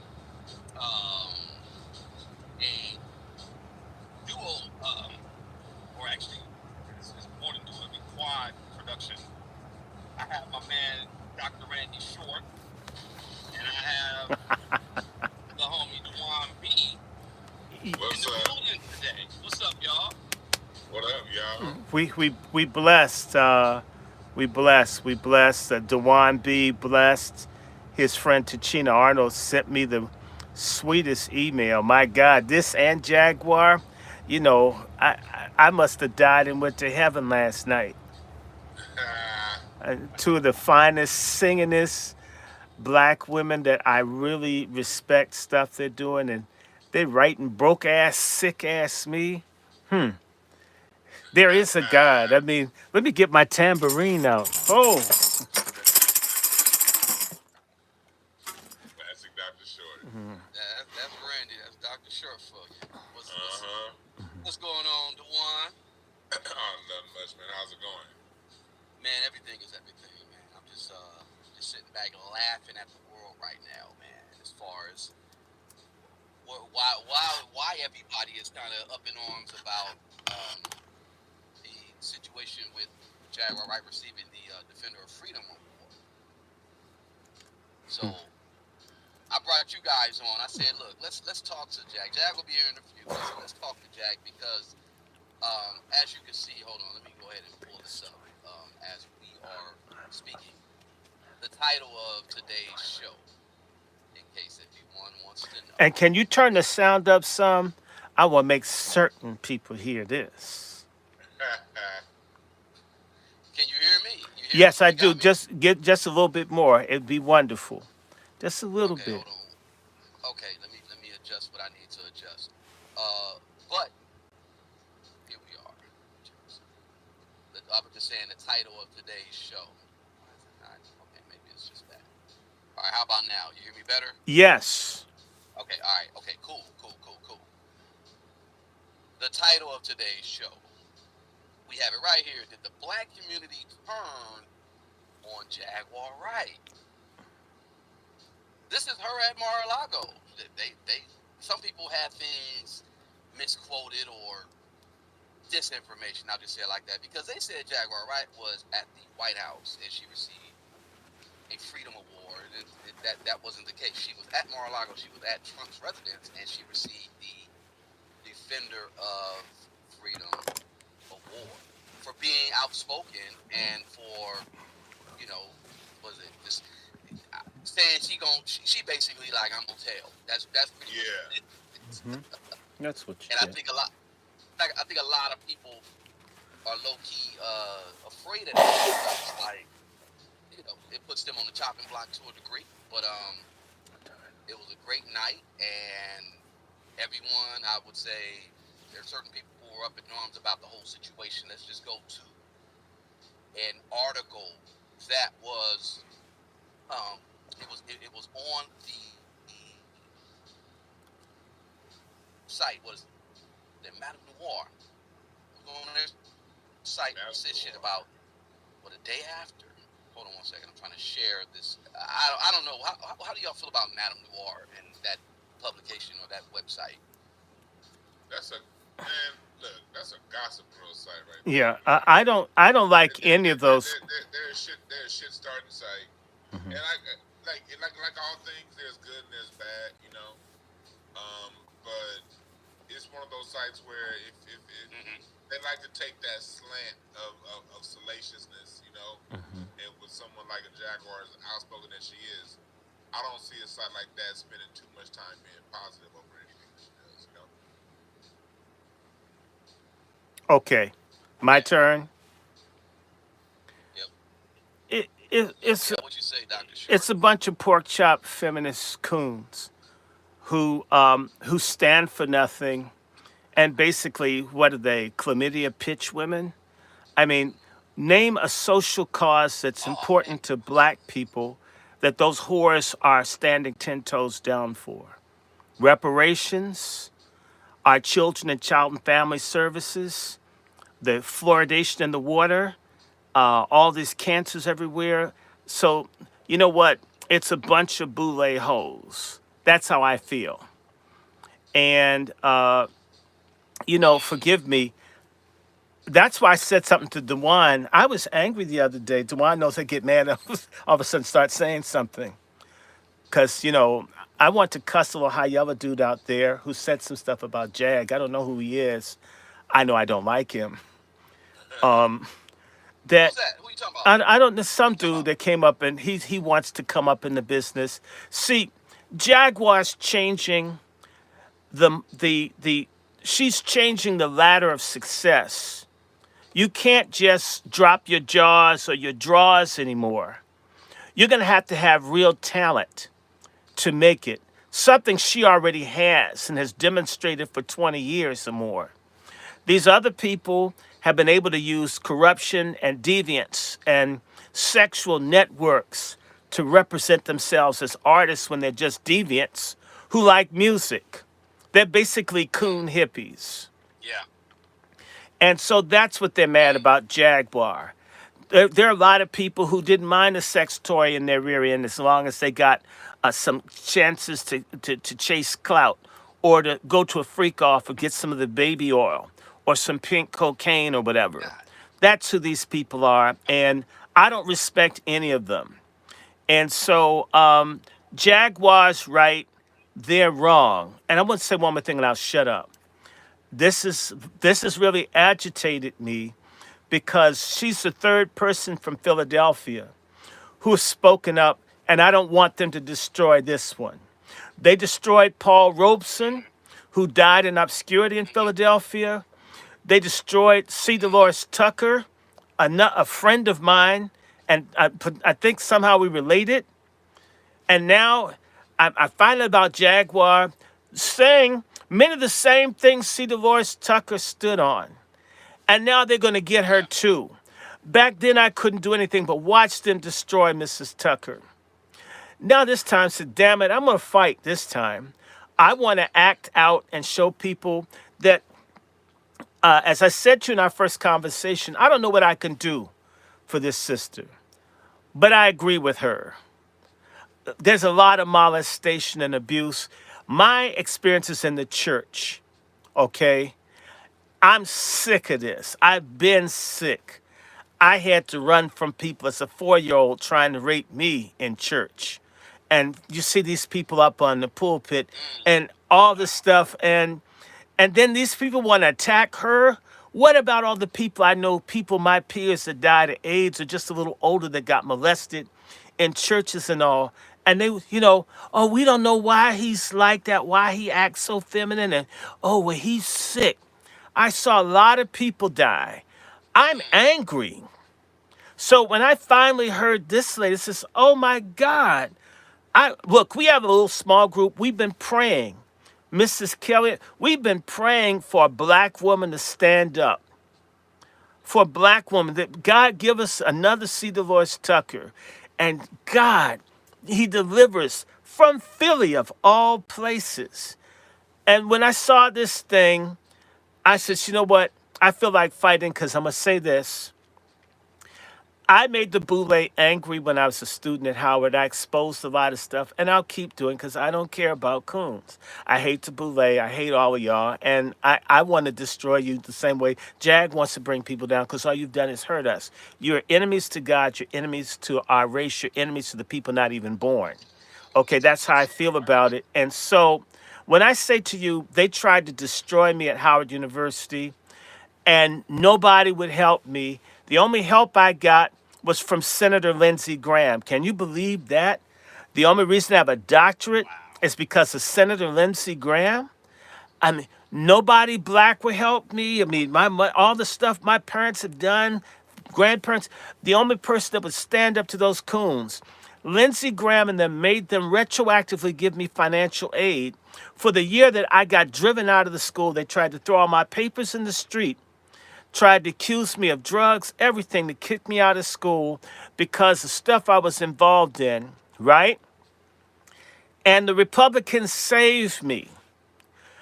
I wanted black people I tried. Certain black folk have never stood up or fought anything to find out our greatest enemies are those amongst us. Dr. King was assassinated with the collusion of black people. Medgar Evers was assassinated with the collusion of black people. Turner, Goodman, and Swaney were assassinated with the collusion of black people. Malcolm X was assassinated with the collusion of black people. Mark Clark and Fred Hampton Sr. were assassinated with the collusion of black people. We got a lot of traitors, and they make it seem as if they're speaking for black people, and in reality, they're the, I don't know, the copper tone faces of white supremacy, and their tongues are brown because they lick white folk anuses.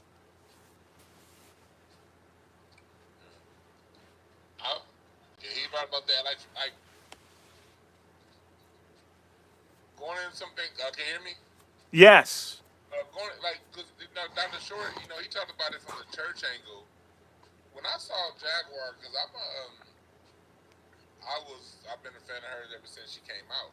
She came out in that era when that last era that was making live music with live sounds with real singing, late '90s, early 2000s.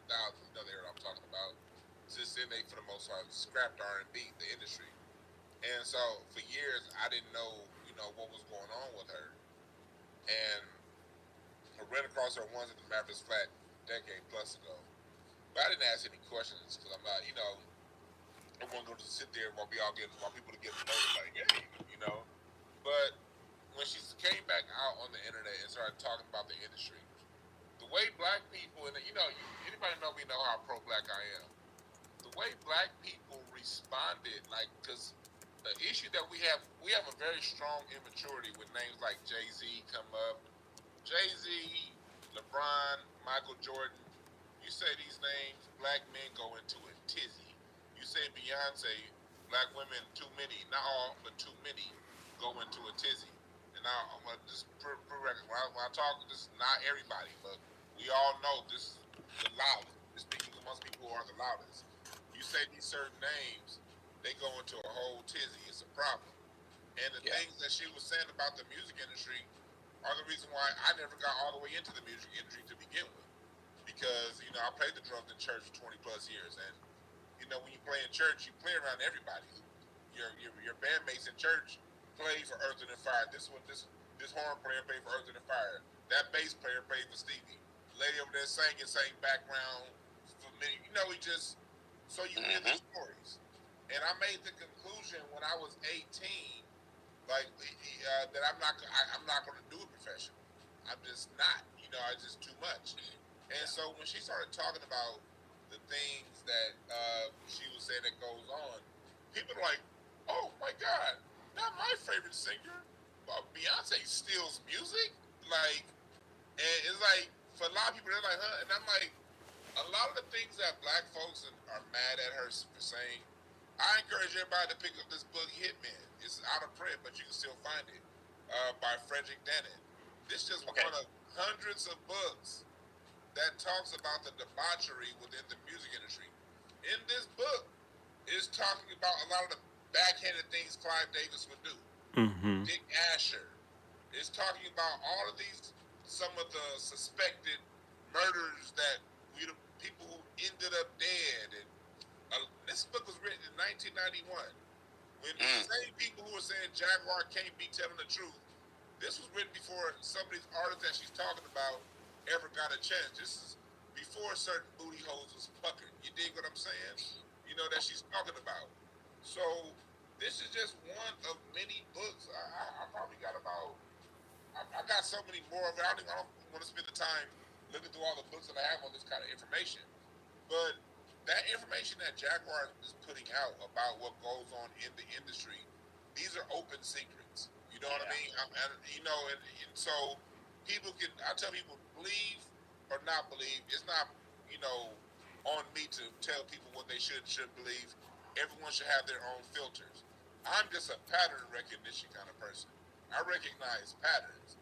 The pattern, I don't know personally if any of the stories Jaguar writes says is true because I wasn't there.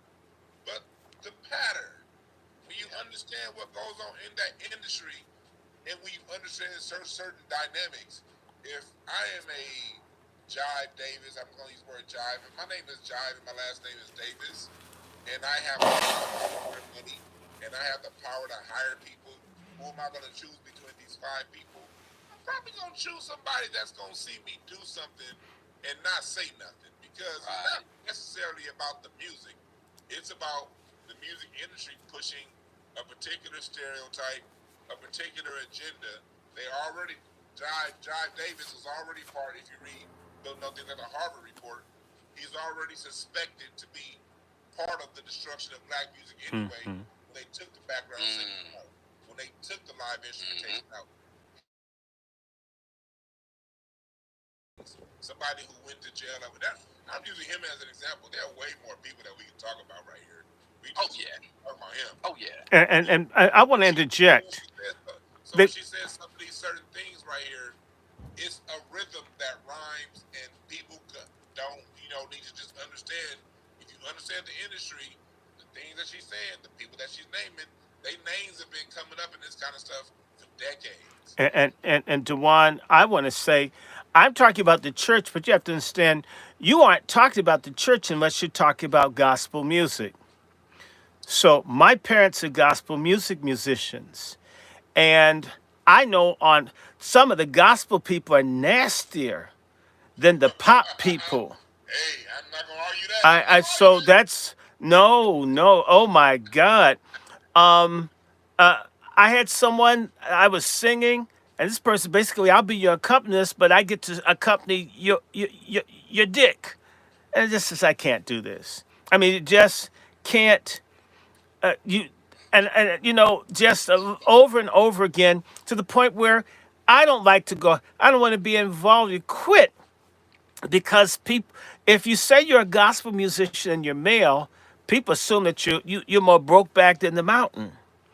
And so it's assumed, or that you're available, or that you're cool with it. I mean, just I, I'm so uh, I'm saying to you, let me go back to 1972 when they were just opening the Kennedy Center, and I'm on the bus with the Howard University Choir, and one of the guys is just screaming about all the people he's screwing on the bus. I'm 7. Mm. And I'm like, my God, how long is he going to say all the people he screwed? Wow. And I'm 7. And me and one of these tricky queens from Howard University's Fine Arts School, I went for it on his ass on the bus. I got slapped down by my dad because, man, I called the little punks out on the bus because this is ridiculous. And I'm a kid. Why'd I have to hear about how much cum you got in your guts? And it's like, Nah. and it's like, God, I mean, I have candy in my mouth. I mean, why are you doing, you know? And everybody started ducking. So, I mean, basically, whenever people would see me in the fine arts building, they would run. They're afraid I was going to call out who was what. And my thing is just, I didn't care about the guy being a punk. But just why did y'all have to like flaunt it? I mean, make people drown in your nastiness. You get where I mean, I it's like we don't know that different people have different strokes. Of course people do. I'm like, I'm a kid and you just keep doing this and look, if I grew up around Howard, then I know all the damn gay code language. I'm like, dude, please shut up. And tell them I can smell your ass back here. I'm near the back. The bathroom's right here. And you know, I don't know.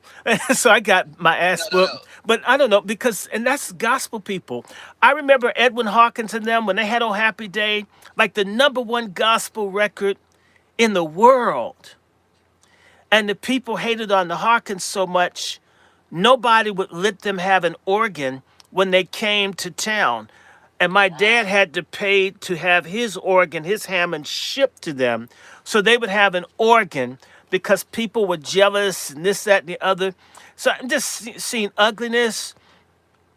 I remember my dad Mm-hmm. talking to Matty Moss Clark how folks will have you travel from out of town as a gospel musician or speaker, and then the folks don't pay you.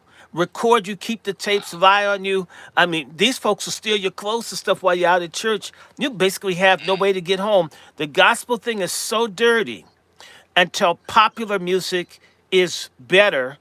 And and Jag may have a gospel background. A lot of us, the church thing is so dirty. In fact, my big brother is like conducting 4 choirs and orchestras, and they want to pay him $400 a month. A month. 6 choirs Wow. and a 40-piece orchestra. And when he was getting evicted, wouldn't even take up an offering for him to keep his home. And they fired him for wanting to get paid. Uh-oh, the Oh, queen is yeah. here. Look, Oh yeah, hell. that's what I was about to do. I Oh was like, let me Lord, I'm let's bring okay. Jag Let us bow. So We got Jag here. Well, no, I mean, Dr. Short is talking, and I just wanted to get a little closer. You know, when they tell the story time at Sabbath school or in the church service, the little kids get to come up front and they get to sit there at the altar and they get to have a special moment. So this is what this is. hold on 1 second. I think we got something going on with your background.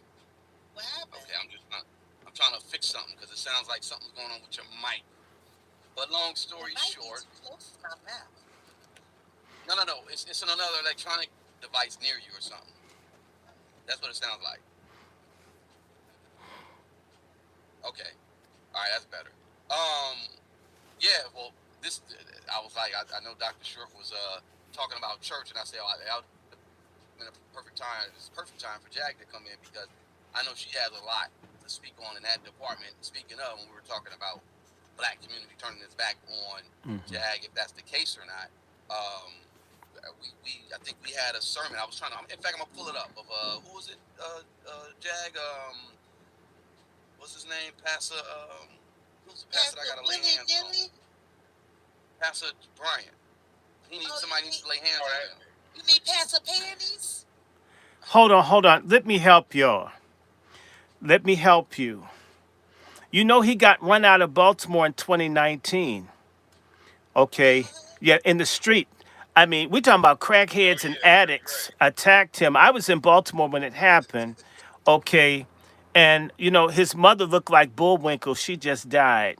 Now, and see, and, y- okay. And so, you know, screw Jamal.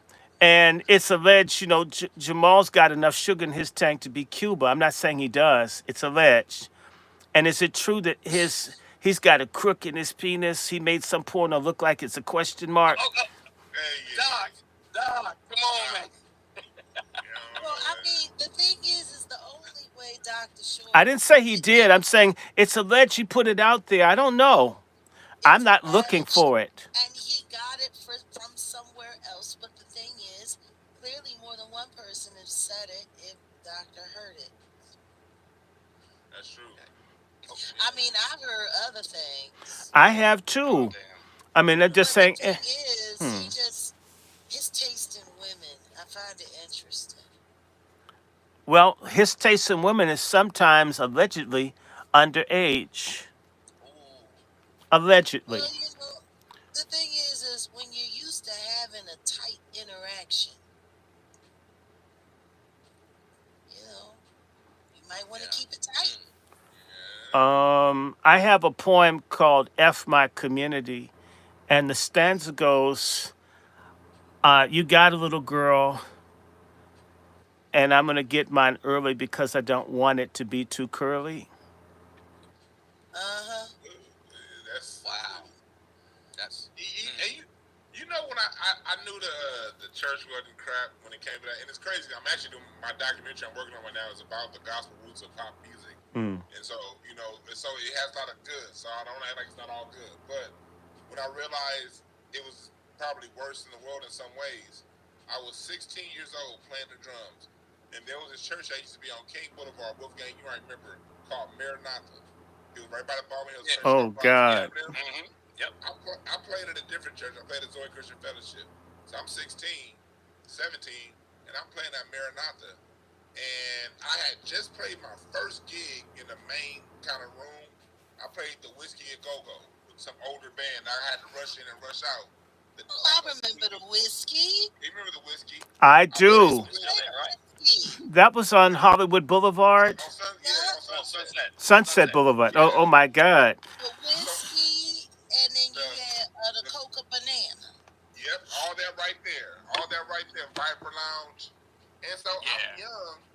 I played the Whiskey. You know, the musicians were accommodating. Hey, man, do you need my ride cymbal? You good? I can use my pedal. I'm like, all right. The next week, I go to play at Maranatha for like one of those church where there's a bunch of people playing. I go to get on the drum set. The old dude was like, hey, get my snare. I don't want that nigga playing my shit. This is like right before I went on stage. I'm like, hold on. The white boys of the Whiskey is cooler than the church folks. I should have known then what I was in for the rest of my life playing the drums at church. It was a Well, different animal when it comes to talking about dealing with what you deal with in the industry. you And gotta those predators understand. go into the main. Go ahead. I gotta tap in because see, people, everything that you guys are saying is one thing. I know it as somebody who's been a band leader, a musical director, and hired a gang of church, Mm. musicians throughout the years. When my cousin Jay left work at my gig, it was to go and work at the Potter's house. Oh God, and he ain't been right since. I believe it. Now, the thing that I've learned is the reason why a lot of these mom and pop churches do what they do is because they sell it as you're supposed to be doing this. You're supposed to be using your gift for the Lord. You're supposed to be Yep. sharing your gift for free. So anything that we give to you, it is a blessing because everything needs to go to pastor to keep the congregation going because we have to make sure that our man of God has everything he needs. And you're here Mm. right now, right now. You came here to share your gift with the Lord. Amen. I only give you this gift for God. And if God wanna take it, then Pastor can pray you back to it. You gotta pray. I'm telling you now. Now you take this $20 and going over there to McDonald's and tell your mama we'll have you back next week. Yeah. Pretty much, Jaguar. But see, that's a fraud. The whole thing about money in the church, it's as corrupt as the music business because if you really understand what the Bible says, musicians are ministers, and you're supposed to share the money with everybody that works, not just one person.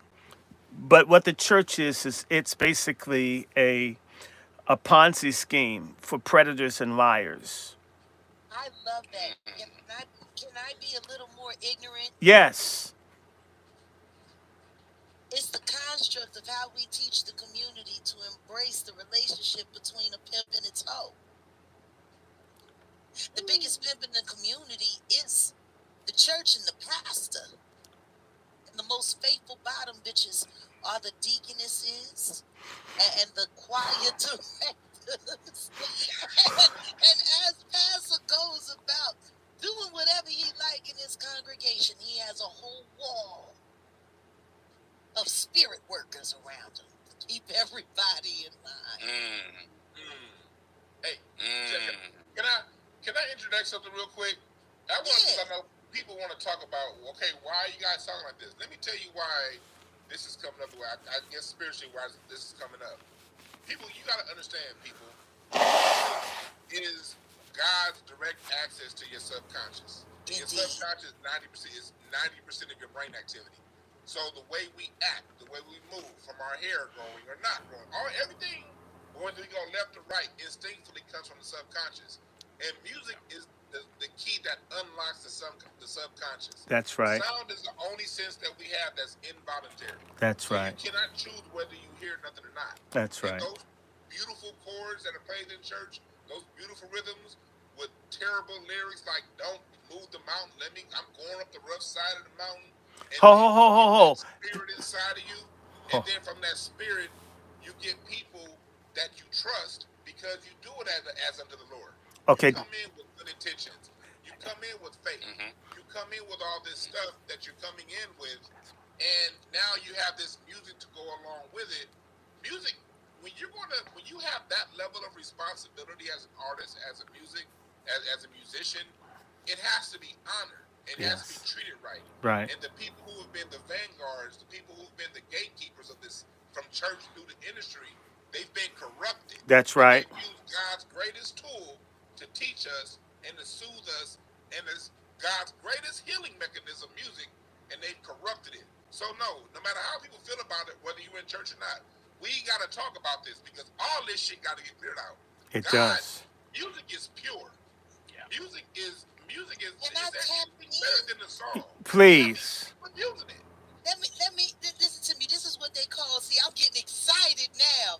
This is what we call back in the day building.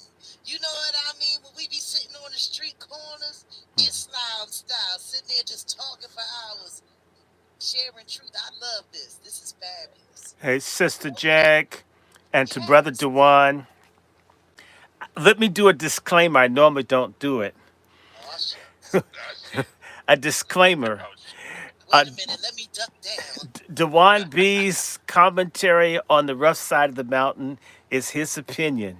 Okay, Dewan, those are my cousins down in North Carolina. I don't want to have to fight at the family barbecue. Okay, the what's his name? Barnes. The Barnes is that's like my second or third cousin. So I don't want them to beat me up saying that I got with Jaguar and dogged them. So I have to say, that's the one's opinion of I'm coming up the rough side of the mountain. I'm doing my best to make it in. Okay, so yeah, that's my cousin. I don't want any fights in Elm City or Wilson, North Carolina. Normally I don't punk out, but that's like close to one. Attack someone else, please. I gotta go back down south. I only use the Anthony Okay, Campbell wait a because, right, minute. the Lord told us we could move the mountain forest. Why I gotta go up the rough side? The Oh, guy said I could jump over the motherfucker. Well, hold on now. See, you gotta understand. Everything you gentlemen are talking about is triggering me. That memories of my childhood.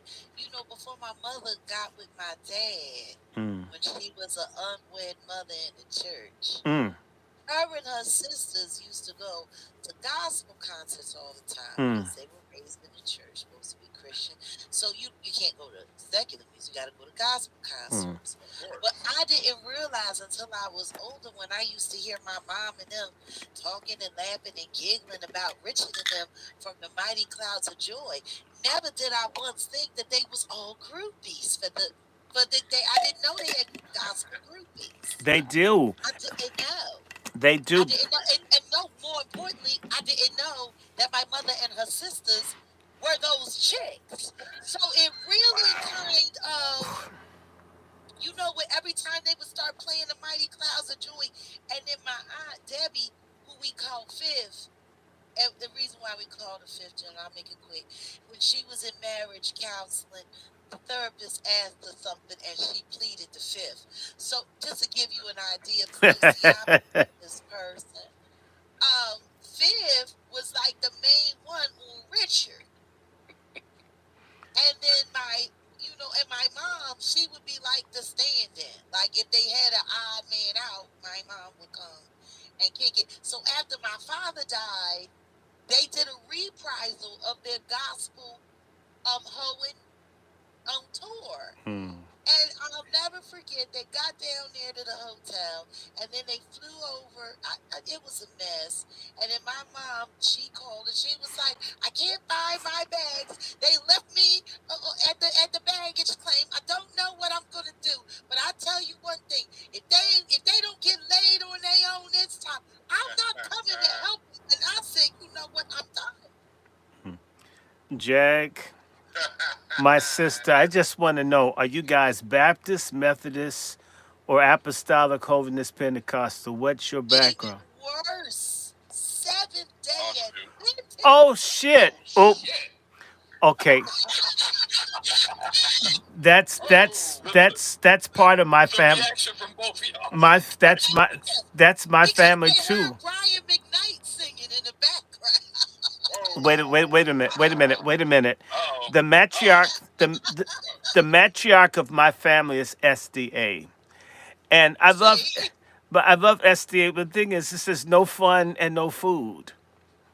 Yeah, yeah. Well, no, there's food. I It know, all but comes from Loma Linda, yeah, and it comes out of a can or a jar.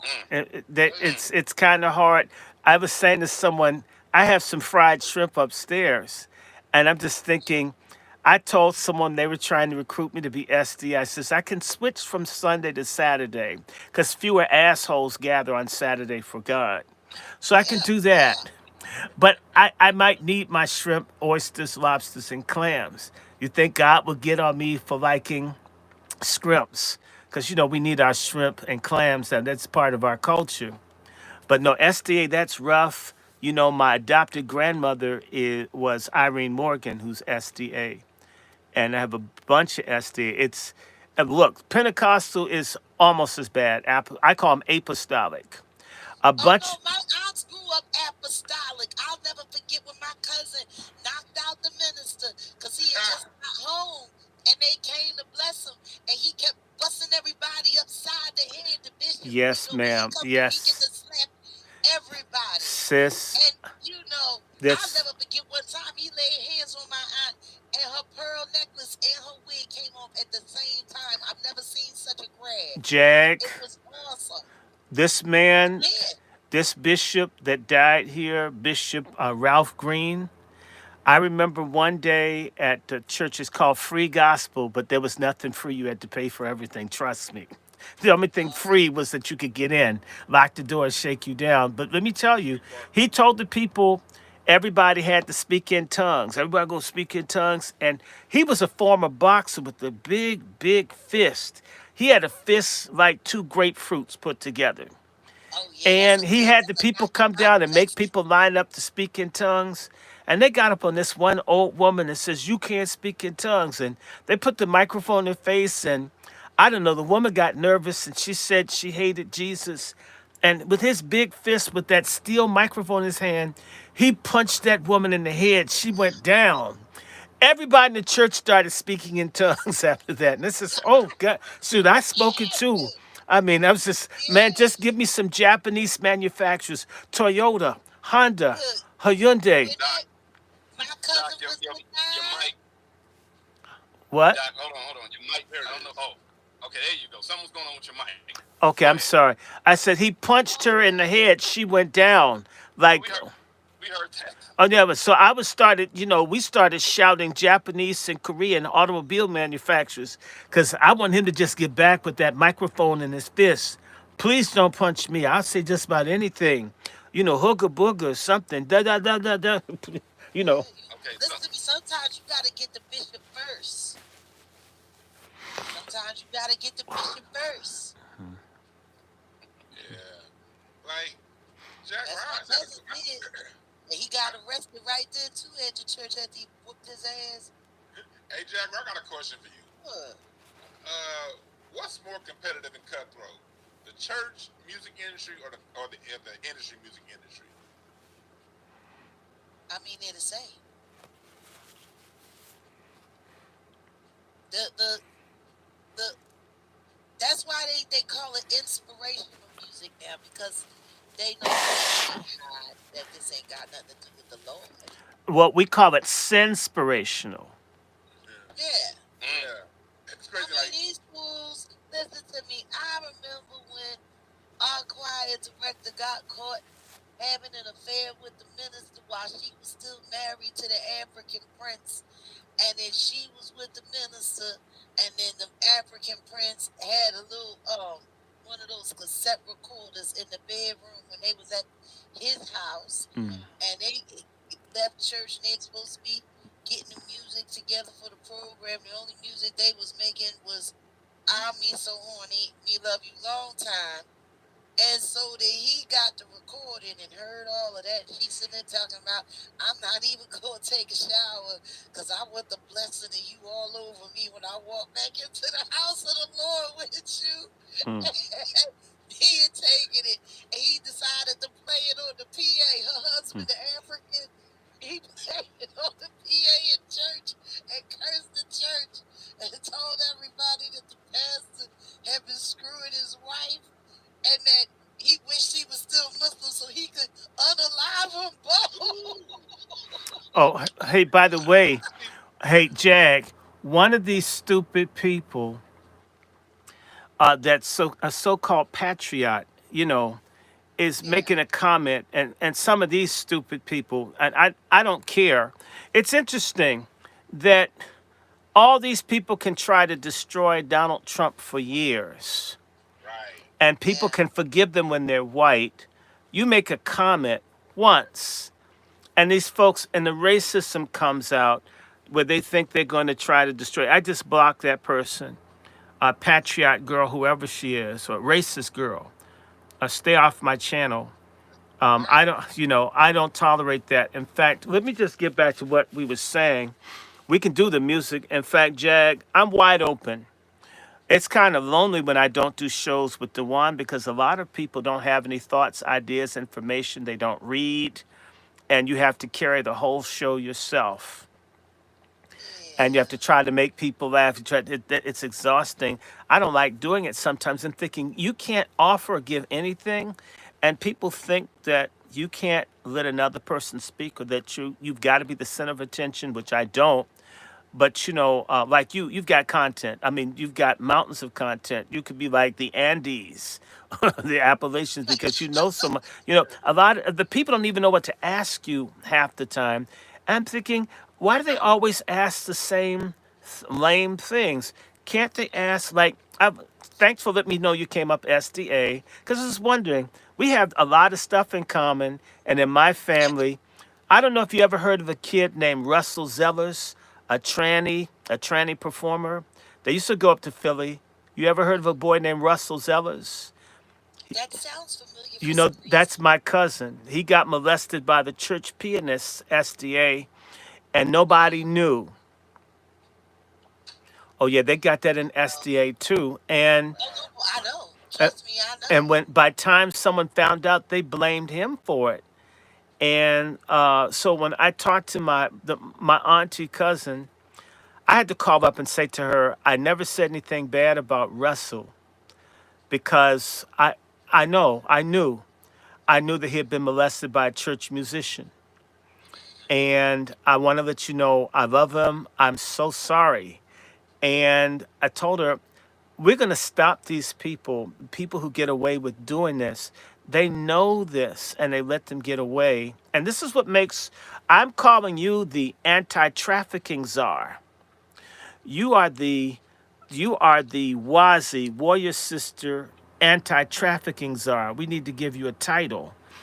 And if people don't like it, get over it. The same way they're going to have to deal with Elon Musk, whether we like him or not, as long as he lasts or not. While you're able to put these messages out, we have to back you because this stuff has to stop. And people haven't quite recognized that this human trafficking is like the second or third most important business in the world. In the world. In the world. Yep. And um, what you're doing is so important. And so when I say we literally get down and pray, God, save, protect, sisters, Jack, I don't care who don't like me. But she said she did this and her sex one says, look, I'm tired. I've been waiting for someone who's supposedly so straight and narrow. Why won't you guys talk about what she did? When you guys do, I might consider criticizing her. Right now, I'm not going to do it. I'm going to support her because I have seen it.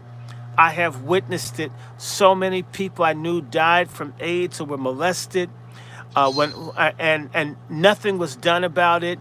So many people, and it's like this TD Jakes who I can't stand and I don't want to Oh stand. God. Okay, I Somebody swallow him up. it should be called the Popper's House.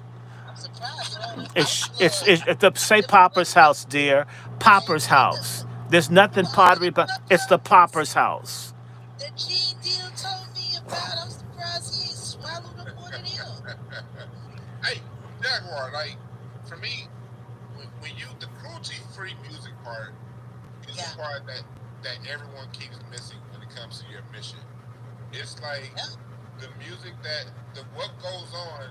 They wanna. You notice how dumbed down music talk has gotten over the last century since the 2000s have come around. It's all Yeah. about top five or how much money somebody made. They don't talk about the depth of knowledge and information. Because if you're gonna talk about Jay-Z, talk about all the goddamn lines that he stole, not just how much money he made. Let's talk.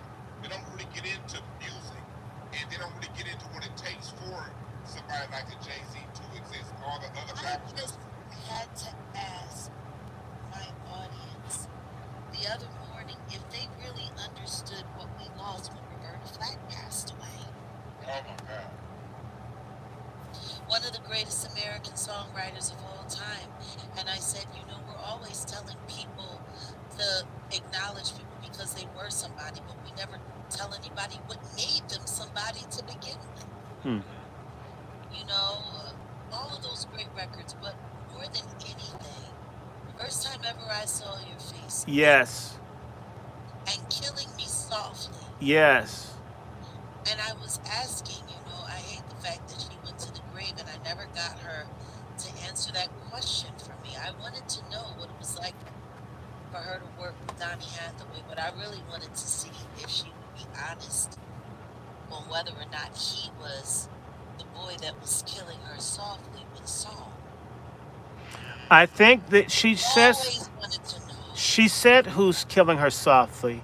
The singer that she said was killing her softly is Don McLean, the one that sang My Miss American Pie, drove the Chevy to the levee. Ah, That's who was killing her softly. Donnie Hathaway, I did a talk last night. Uh, See, my parents, Richard Smallwood, and I grew up around friends of Roberta. One of my friends just died in the last 2 years, knew Roberta and Donnie. They were tight. They really cared for each other as human beings. Howard University was a cruelty rampant. The fine arts school is a Eurocentric, anti-black bastion. And my mother is Howard Fine Arts. I grew up with people trying to make people more white instead of cultivating them as black people. Okay, I'm just saying, real talk. And Roberta and all of them, we didn't just lose a great songwriter, producer, virtuoso, somebody that fought for the right to be themselves as an artist on their terms. She achieved that. And I got to meet her 40 years ago. And she was really short, Jaguar. That's what blew my mind. Was she even 5 feet tall? I couldn't. It blew. barely. Yeah, she's like 4'11". I couldn't believe Her how and short. Stephanie Mills were around the Stephanie Mills, same I'm about to say that. size. It blew my mind how short she was. But she was very gracious. And by the way, when you talk about it, Howard University has never really honored Roberta Flack or Donny Hathaway or Richard Smallwood or the Guess Howard. what? Guess what? Neither did the Curtis School, the Curtis Fine Art Music School in Philadelphia, where Nina Simone was an alumni and she graduated at the top of her class. Wow.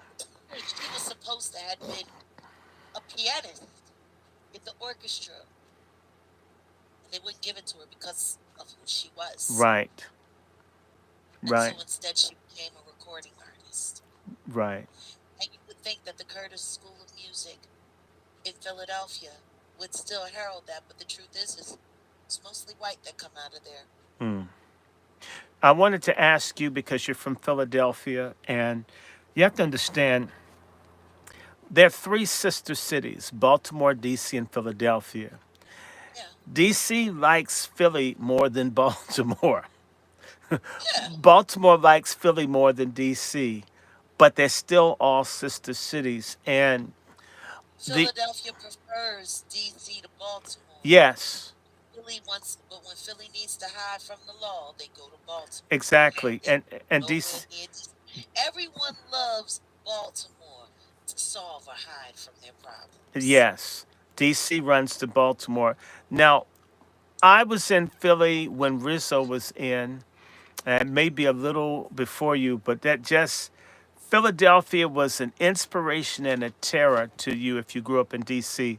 You had Bishop. Philadelphia wasn't, but Rizzo wasn't before me because Wilson Good was before him. See, they were able to bring Rizzo in to take over after Wilson Good when they forced him to go along with the big booming Yeah, of the Move yeah, project on Osage Avenue on yes. 52nd Street, West Philly. Oh, I remember clearly. I told you, I think Pam Africa is a friend of mine, Yeah. and reach out to her because her health has been fragile the last 2 years. Do me a And favor. Make sure you put me in touch. I look, Odell, you'll have the number today. I love You Pam. know I love Pam. I love Pam and Rashid that Khan, her husband. I don't like what the Roots did to that story.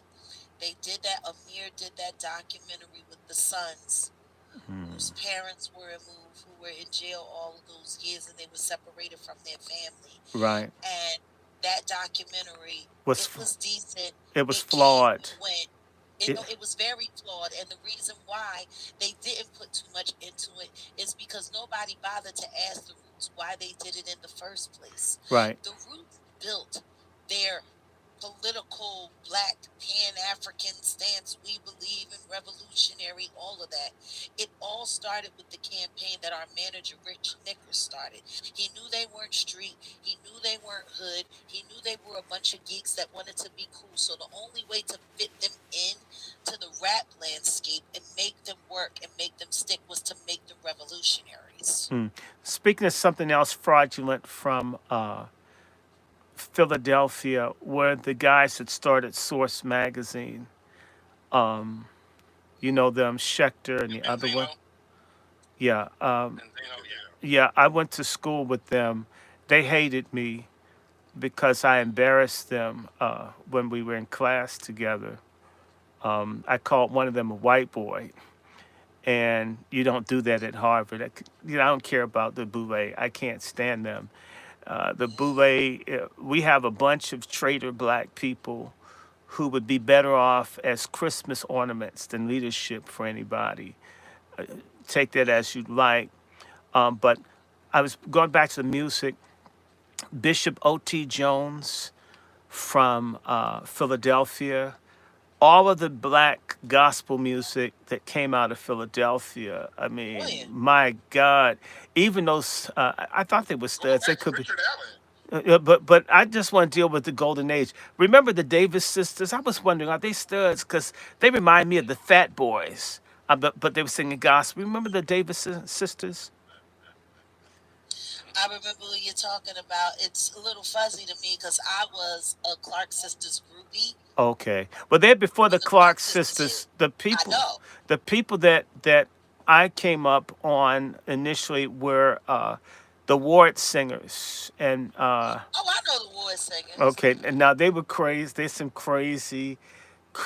My cousins used to run with them, and my cousin, who's That no, mama loved them. said that Clara Ward could down a bottle of gin straight. And before going to psychoma, I don't know if it's true, but this is what my cousin swore. I mean, the stories I heard about gospel singing, which one of the things he was trashing Mahalia, and you can't mess with Mahalia. I mean, him and I almost had a fight. You have to take the Mahalia back, and you have to take the Sam Cooke back. You can trash everybody else, I'll take it, but you can't have Sam, and you can't have Mahalia. You could run down Sam everybody Cooke else. is one of the most under recognized and under respected artists of our life, of Absolutely our. right. Yes, and then like what he did musically, I know some people that's putting this stuff together right there. The people that are responsible for his legacy, they're the right people. I'm glad to see that he has some good people in his corner And, that's and telling his story. That's gonna put his story out there the right way. Um, yeah, like for the whole situation, going back to what I said earlier about the cruelty-free music part of it, yes, people don't understand how much abuse that goes into some of the most beautiful songs you've ever heard. Oh yeah. The levels of abuse that these people work. I'm doing some interviews now. Like I interviewed Miss Alex Brown. She sang with Ray Charles, Elvis, Michael Yep. Jackson. She wrote the song "Kisses Don't Lie" by Evelyn Champagne King, and Yep. we got back to just talking about some of the things that she saw back then. We talking about in the '60s. It's not. This isn't anything new. Going back to what Jack is talking about when it comes to these new names that we hear. Clive Davis came up in this environment. Leo Cohen Yep. came up in this environment. This Mm-hmm. is an environment that existed before these people were born.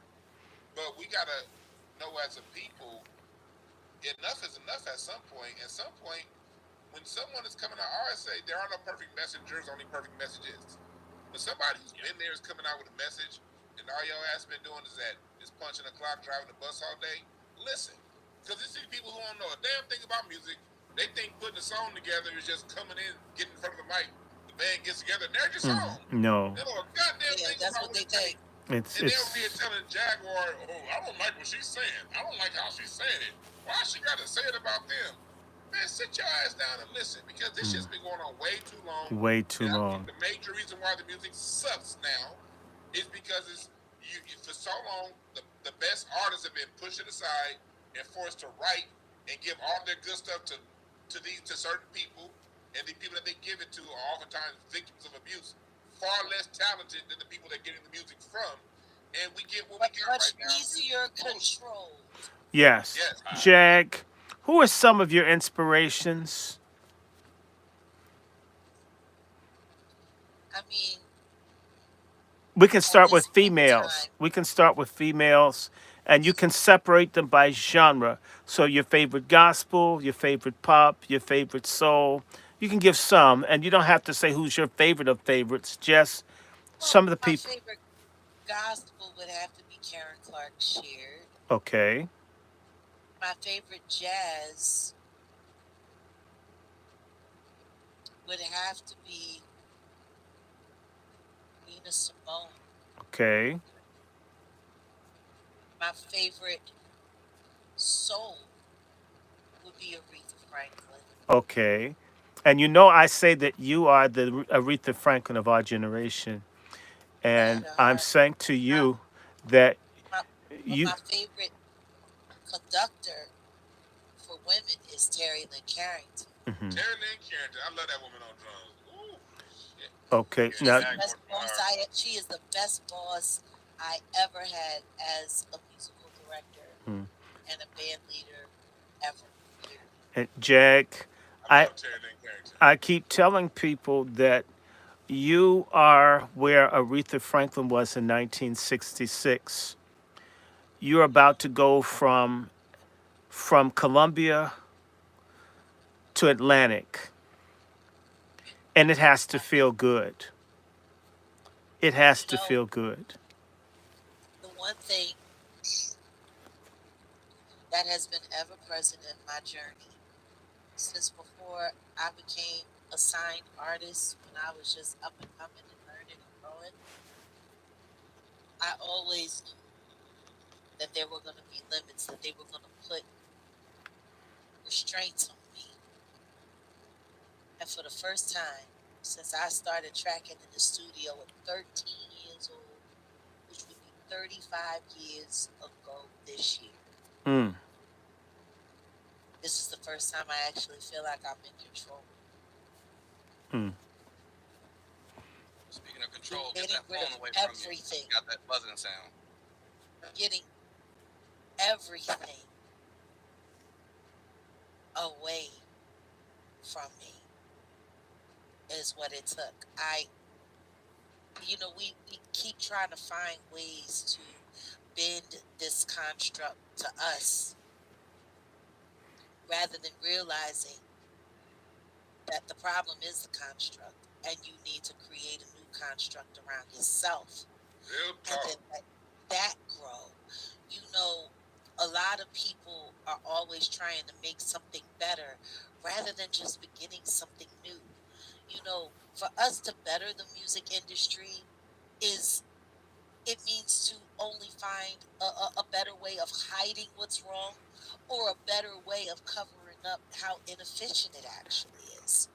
Has to be That's what destroyed.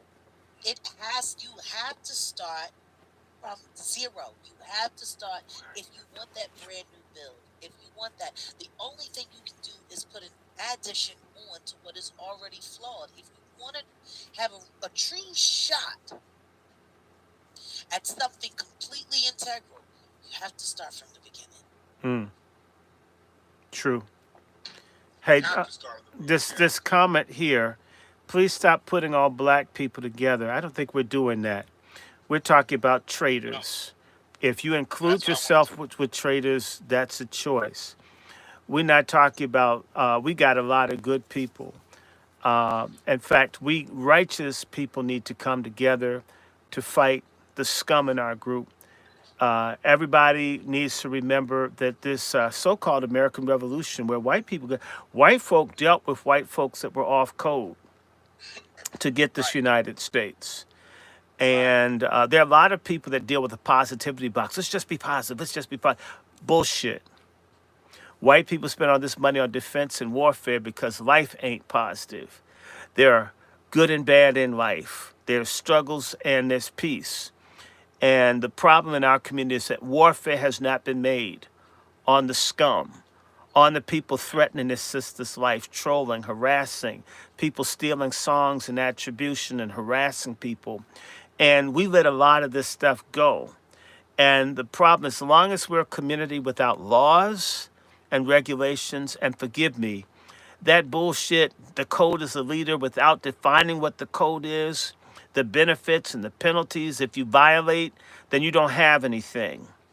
And so we need some delineation in our community between the saints and the sinners, the lawless traders that would sell us out for a Popeye's chicken sandwich or for a little bit of dope or for some interracial freakiness. Those folks need to be demarcated from us. And that's going to be hurtful. If anybody's got feet in both camps, you belong in neither. The scriptures say a double minded person is unstable in all their ways. You have to decide if you're for what's right or if you're for what's wrong. And a lot of our folks think we're going to just be chilly and be in the middle, and we're going to electrify the fence and make you fall off one side or the other. Yep. Yeah, that's why I highlighted. That's why I highlighted that comment, because it's like the person saying stop putting all black people together. The first thing I did was ask, did the black community turn their backs on Jaguar Wright? And in all honesty, I don't think so. I just threw that out there, and we started talking about the music industry.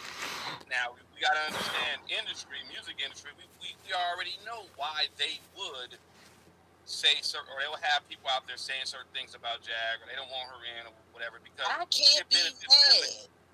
Right. It benefits them to keep that business going.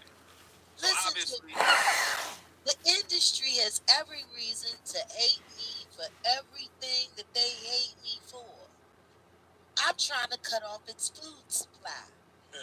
I've never seen anybody welcomed starvation. right. And that's what's But happening. the thing is, unfortunately, this hungry beast keeps eating all the wrong things. Yep. Yep. Shoot, Yeah, you and sit it- there laughing to one. I got a cousin that I know, sure enough, sold me out for a dinner at Ruth Chris. That's what it is. And that's why, going back to what we said about delineation and did black people set out Jaguar right? Like, when you refuse to listen to somebody that's been through it, in a lot of ways, you are the one that's selling out. That's You're right. the one that want to attribute your see. Let's just tell the truth. Too many black people. Not all. Like I said when we started it. Too many black people are in love with money and status, and they're whores to that. As long as you got a lot of money, you can do whatever you want to do with these people. Like, I always say, hip hop sold out in the early 2000s when they started chasing charts and cash. The whole flash and cash era, the hoes and clothes era. That whole bullshit bling. era. Yeah, the bling bling era is when that's when the people in the early 90s, we didn't care about record sales. What was you saying? As a matter of fact, if you hip hop, it was like, what's wrong with this nigga? How he gonna pop? Right. Exactly. Yeah, they did have. Do you remember how they did Young MC? Oh my God, yeah, I remember how they did him. Yeah, they called me out. They tried to do it with Hammer when Can't Touch This came out. I mean, they kind of got him in the end. They did kind of get him a little bit later, not right away. They forced him to retire eventually, just like they did with Vanilla Ice. They like that little white boy. They like that little white boy until that little white boy thought he was really black. You know what? They need to bring that song back out. Trump and them could use it. Which was Ice Baby? Yes. Oh, do we want to tell that ice joke, Jag? Oh, well, you can tell it, honey, or do you want me to tell it? I know. I'll say it. I'm gonna make it brief. So we were out and about, and that's kind of messed up. But we're out and about, and Jag wanted to order a drink. The Spanish guy, he brought her a drink. He wasn't Spanish. He was Mexican, bona fide. Oh, okay, Mexico guy. All right. Jag asked for the drink, brought the drink out. The guy could barely speak English or whatever. And Jag said, "Oh, do you have ice?" And the guy said, "Ice."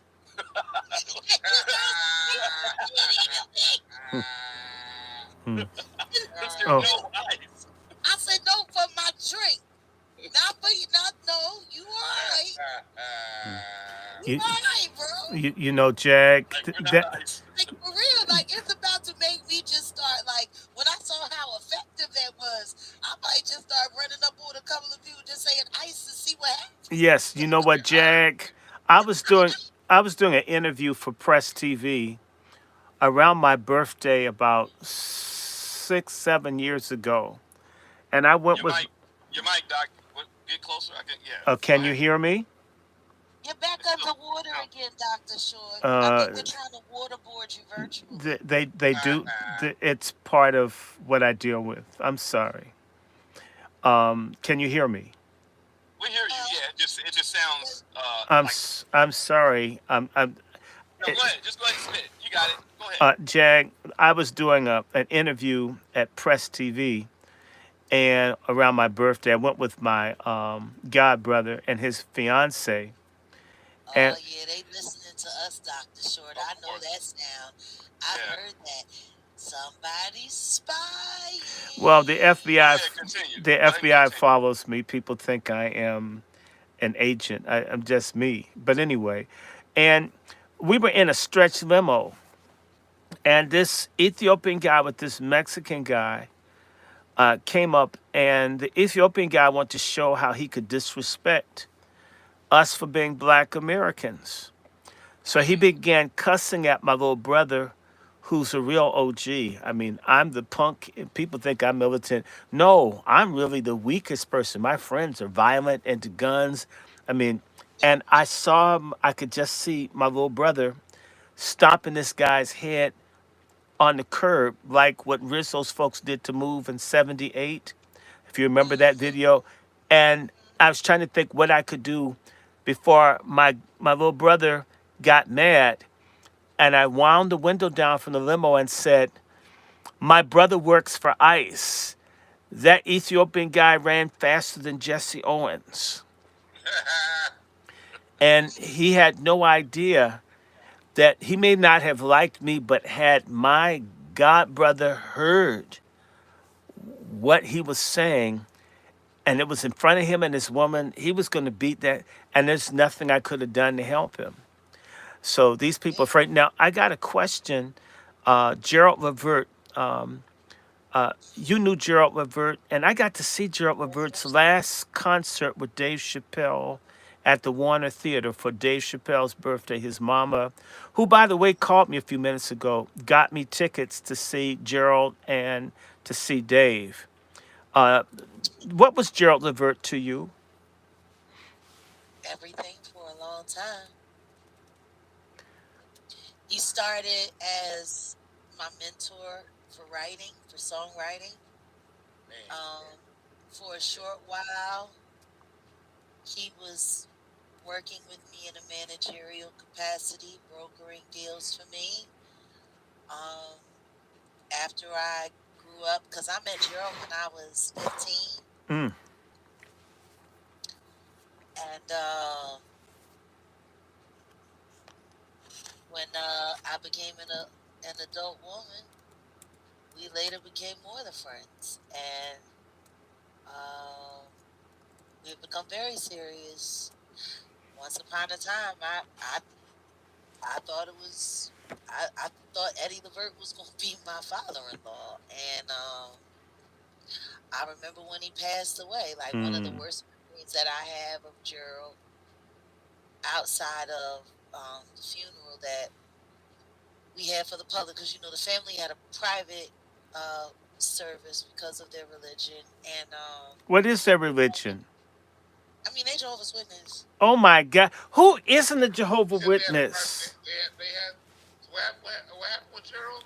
They had a private service, the public service for everyone in entertainment and all of that. It was held at the Civic Center downtown, um, and in Ohio. And Toledo? Aren't they from Toledo or it was in Cleveland, Cleveland? Okay. and they named the street after him. They brought the sign. Mike Tyson was there.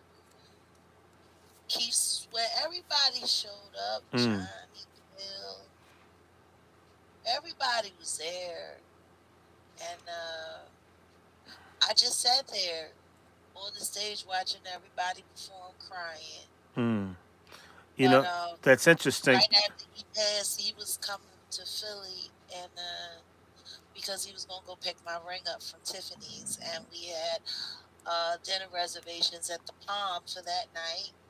And Were you in D.C.? no, it was in Philly. Philly at So the Bell. you have a palm in Philly too, because we have Yeah, a. I Yes, was a yes. regular. Okay, I was a regular at at the one at Broad and Walnut at the Bellevue Hotel. okay. And I'll never forget when the manager at the time called. He was a friend, and he said, "Miss Wright, are you and Miss Levert coming in for dinner tonight? Because we have your table. We were going to make some changes." And I said, "Mr. Levert will not be coming." They said, "Oh, why not?" I said, "He died." And then it just got quiet, and I just hung up, and I just cracked open a bottle of Belvedere, got some ice and some lime, and went to work. How long ago? That's been about 7, 8 years or longer. 2006. 2006. It was before my father passed Yeah, away. I look.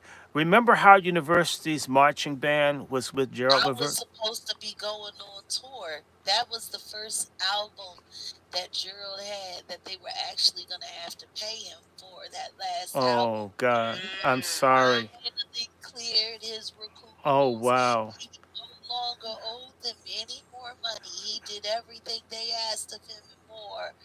And then he was so good that night. yeah, I He was know. so good that night. I'll never forget seeing him, and I just knew great things, and then the next thing he's gone. And I was No, trying to think, how did that just happen? he had just asked me to head up the back line Oh wow, that tour, and he was going to give me a 20-minute set in the middle of every show. He said, "I want everybody to see my girl do what she do." He said, "I want you out there. I want you running my back line. I want you to help me run this tour. This is the first time I get to keep all my money, and they got to cut me a check." We were so excited. And then him and Pop Eddie went to Africa, and then he came back, and everything was okay, and he was coming to Philly, and then he was dead. wow, Damn. wow. Mm. And I don't care what anybody say. I mean, I know because of religious practices, they don't do autopsy, but I always believe that him and his brother were sacrificed. I still believe that. Yeah. Um, The ritual murders are real. They are real, and you have to be careful. Even hospitals, Jag. I told people these folks decided they were going to kill me in, in April 2022, and imagine the freaky experience of being. It's almost. I told people like God gave me the hearing. I could hear at the nursing station. They were ain't talking. messing with you again, Dr. Short. You nosy jerks. Mind your business. No, you don't, There it is. Jag. There you go. I've had an FBI file since 1981. I almost got into a fist fight with the Undersecretary of Justice. So I've been in trouble a long time. I didn't think it was anything, just a racist man. I don't know. I'm not a tough person, but around racial stuff, you may make me act crazy. And, I'm just tired of this stuff. And you can say something, and if I'm afraid of myself angry because I'm not a good fighter, I'm not tough, but if you make me angry, I'm likely to do almost anything. He got next to me, and I was ready to get next to him. And I'm not thinking I'm in the Department of Justice, J. Edgar Hoover stomping ground. I'm thinking about, somebody needs to beat this devil's ass. Maybe it's me. And so, I didn't realize, it got in the papers a little bit. So I know I've been in trouble for a while. And so that's why when people talk about stuff and they say, why does this stuff happen? Uh, why don't you get this? Why don't you get that? I got an opportunity to write for MSNBC, and then all of a sudden I wrote an article, then the people don't talk to me anymore. Someone went and told them, get rid of him. And that happens all the time. I, you know what I'm talking about. It happens to you. I People know. it doesn't matter talent, none of that means a thing. This person is bad. I mean, I've had the ministers say, you're bad. you're someone that we can't talk to. And you ask them, well, what crime have I committed? I had this with the border security. Nobody can tell me what crime I committed. They just said, you're bad. And so a lot of people are under this, and it is the norm. And in reality, everybody should have this, and it would be a lot harder for them to restrict the few of us that are speaking up. So most people are cowardly. They don't stand on anything, and that means that some of us, yourself, right now, Sister Anti-Trafficking Czar, as I call you, you're carrying a big, heavy-ass lead cross, and there are a whole lot of other people that should be helping you. Even Jesus got some help at the last minute. And if I recall, it was a black dude from Libya. So, I mean, people need to help you shoulder that cross. You know what? What I've been seeing, going back to your question, Odell, that you said for this, so when we going back and forth and to piggyback off Dr. Short is saying, one of my issues is the people who report on music, who who had nothing to say about any of this stuff, it's like all this heat came Jaguar's way. Because I followed it the whole way through. If you go to my channel, I even read my cards on the situation. I called somebody loose before they happened with my cards. I I saw them go from silent to, well, she could be right, to when the Puffy situation happened. Oh, now she's clout chasing. It's like, hold on, how can you clout chase on something you called 5 years ago? That part. And like, it's not like you Clout jumped on chasing it. the future. Like, you clout chasing the future. And one thing I noticed you do all the time, like I said earlier, Jag, before you got on, you call out the white Lucy and Grange too. Yes, she does. Ambulance chasers are only going to go for the main person. You're going for the people behind the people behind the people. Yes, she has. That on my show, if I put out Puffy 10,000 views, if I put Lucy and Grange 900 views, niggas don't care about the white people that's empowering this stuff. And then when you get the black person to get to the white person, and oftentimes I credit you because when Puffy was initially charged, Lucy and Grange was charged too. I know that part.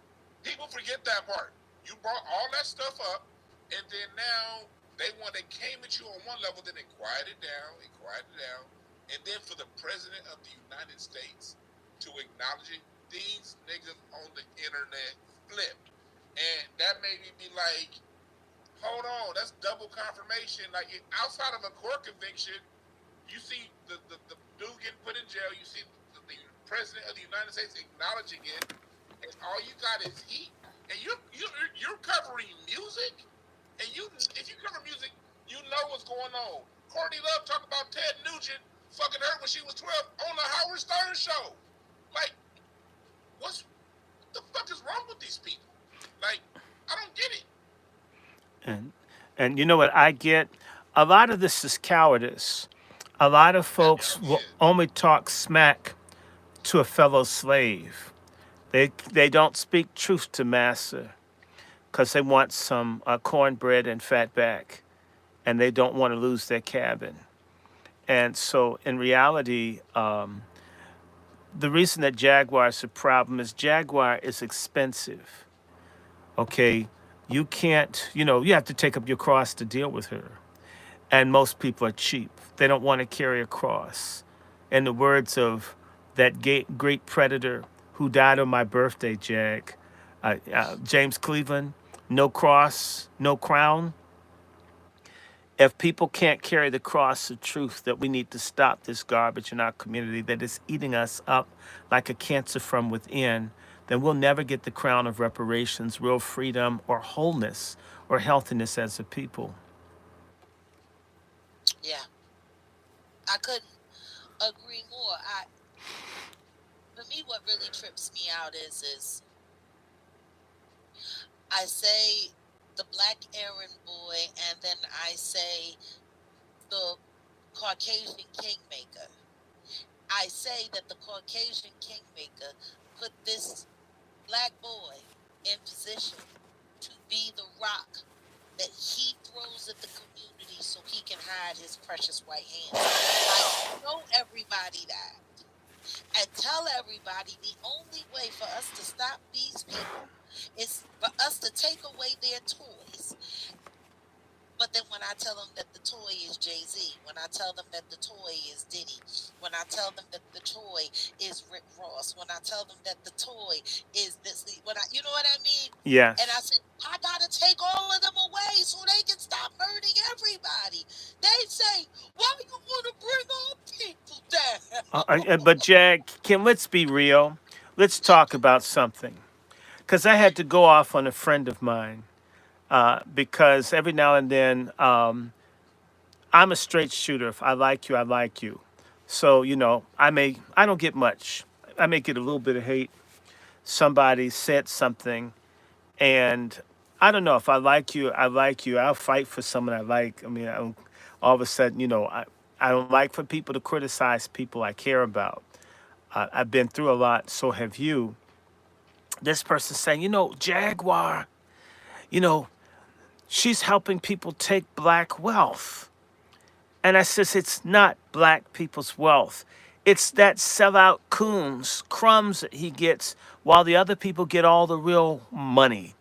I says, and let me say something to you. For those crumbs that he has, are you ready for the hatred that you're going to encounter when they start showing these dark web videos of grown black men running trains on white children, white girls and boys? I'm a Southerner.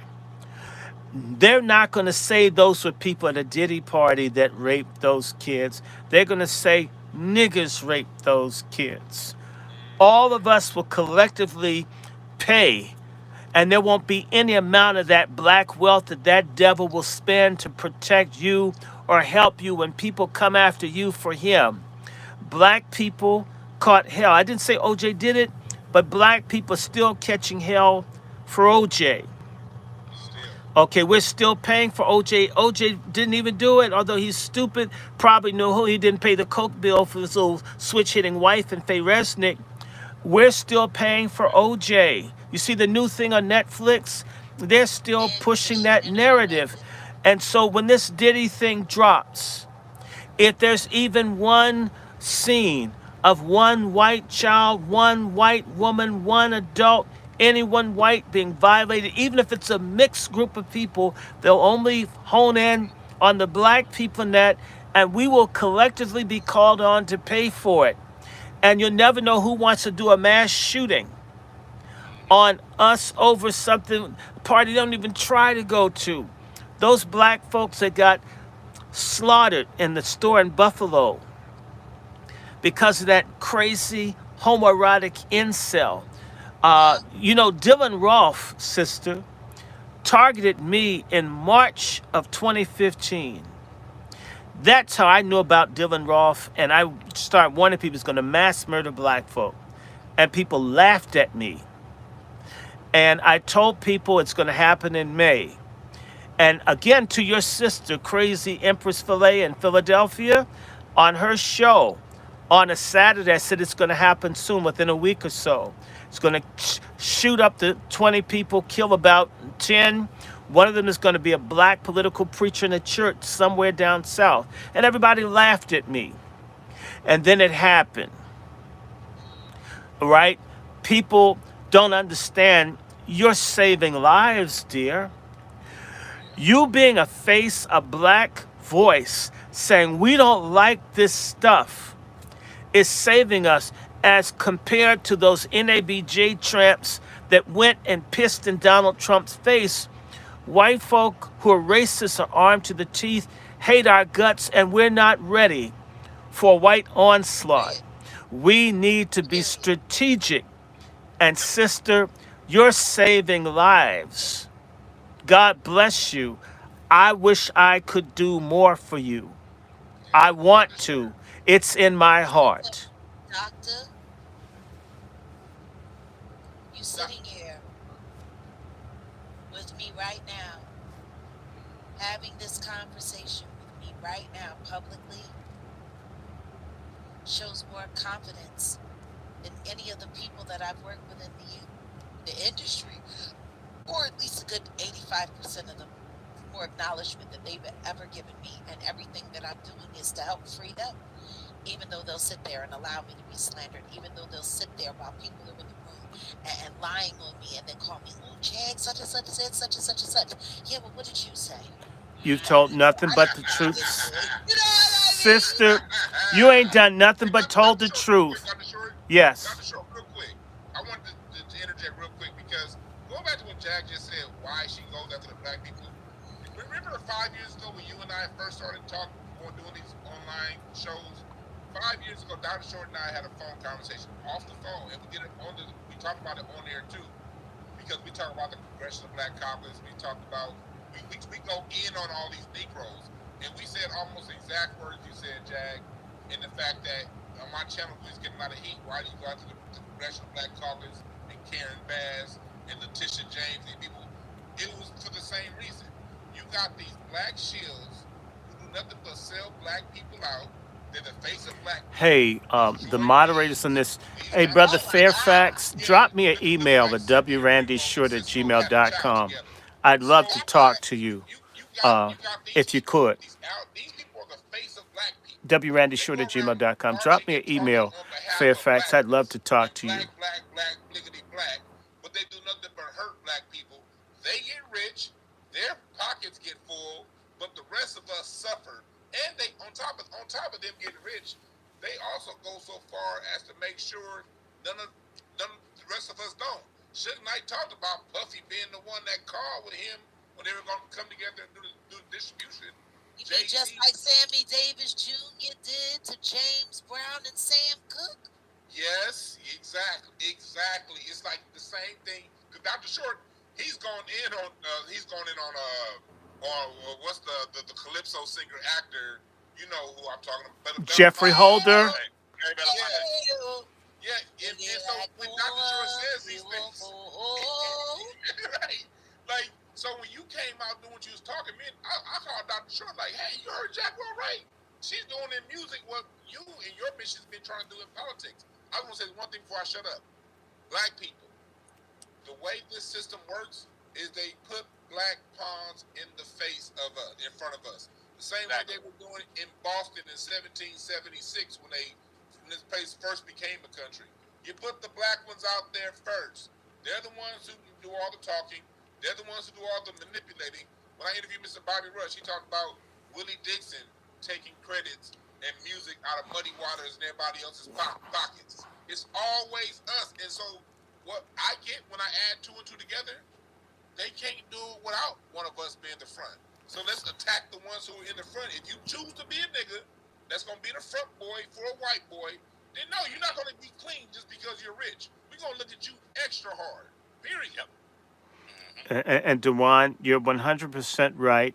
And someone mentioned this Church of Satan and Sammy Davis. Absolutely. Absolutely. See, this is a metaphysical struggle between good and evil, light and dark. It's not even a racial thing. And that's why if Jaguar gets some honor from some white folk who hate trafficking, bless God.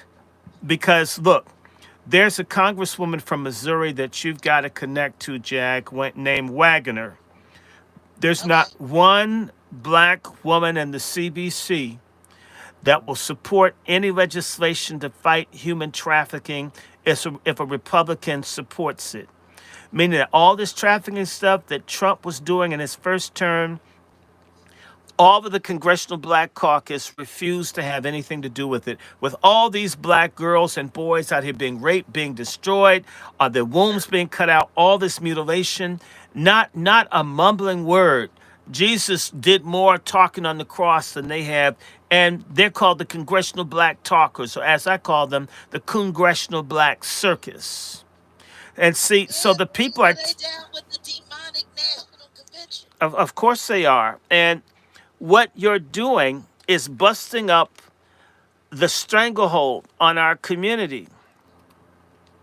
They're fighting over the hearts and minds of black folks, and most Negroes don't think their hearts and minds count, which is foolish. Your hearts and minds do count. They've got us pickling it out with alcohol or booze or something instead of thinking. They're afraid of you because you've got ideas.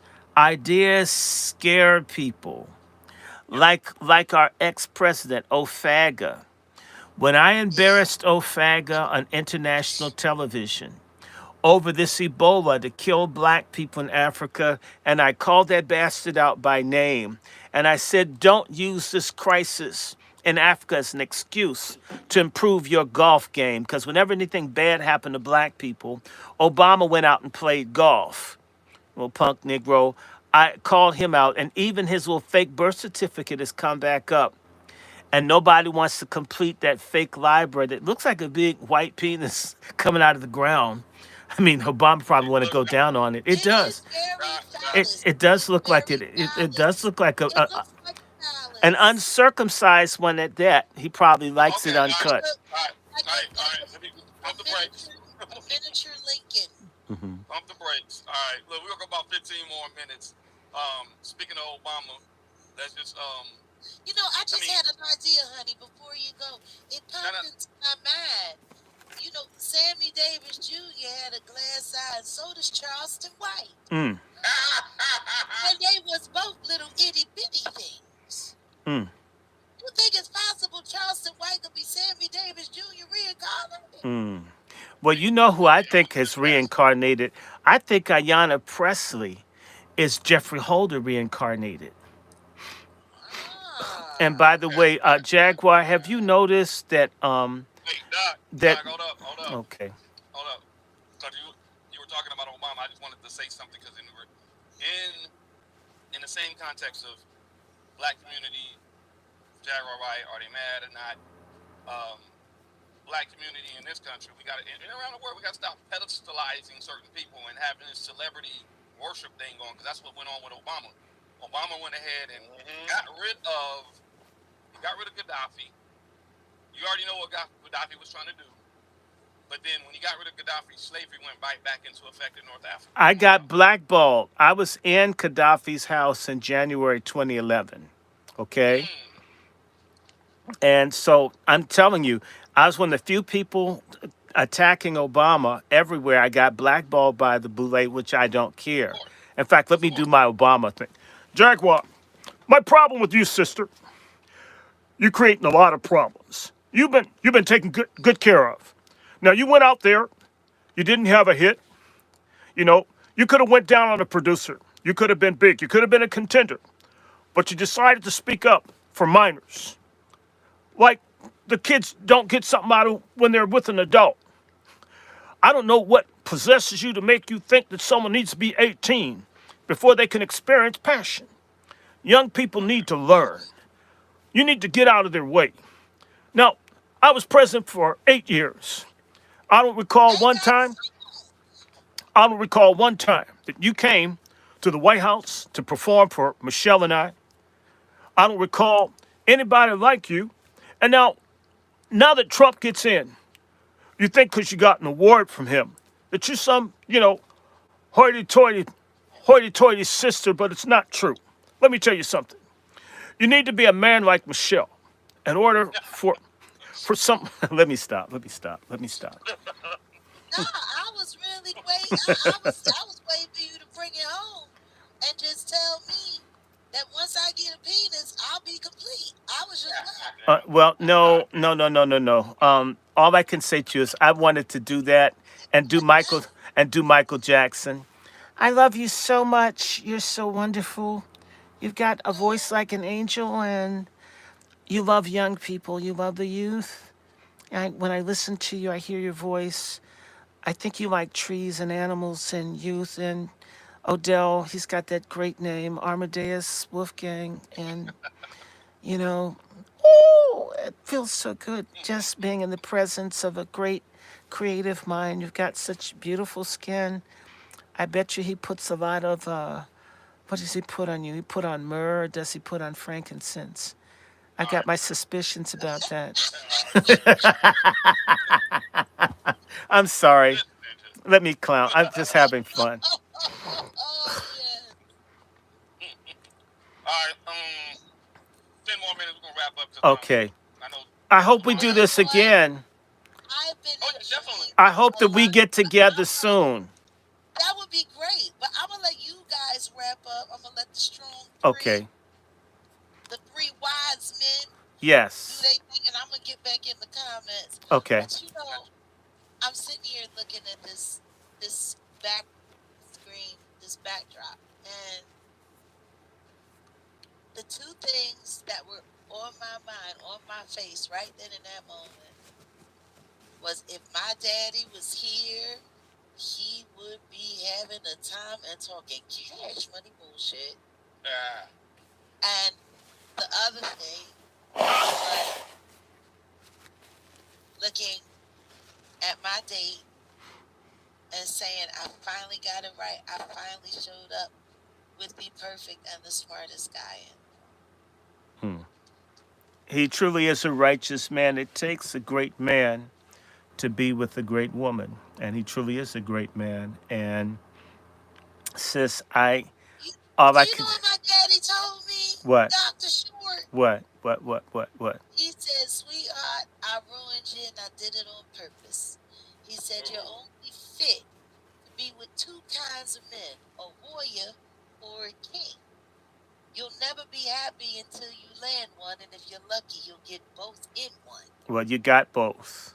I know. Okay. I know. See, that's what happens when you behave and you listen and you're not hard headed. I love you guys. I'll talk to you soon. Sure. Oh, this was a blast. Yes. Bye. Bye appreciate you, bye. Jag. See, I'm gonna send you another link for D. Got some few questions for you on the end, so we'll do another link. All right? I'm gonna send you Okay. another link. Mm. You know, You right down. You right next door. What? I know. Mm. I'm just letting No, you know. you come in the room and tell me that. You Oh, in All when you right, do it, to me. I'll come up there and tell you then. when you do it, make sure you ain't got no pants on. I see. You know, Okay. All you right. make me See. wanna shout, throw my hands up and shout. Come on now. Don't forget to say you will. Don't forget to say I yeah. don't know why I'm frozen. Say you Oh, it's all will. good. Hey, It's all good. hey, Let's. Do hey. you Can you hear hear me? me? How you Say, sound? Yeah, we hear you. We hear All you. right, cool. So I'm frozen.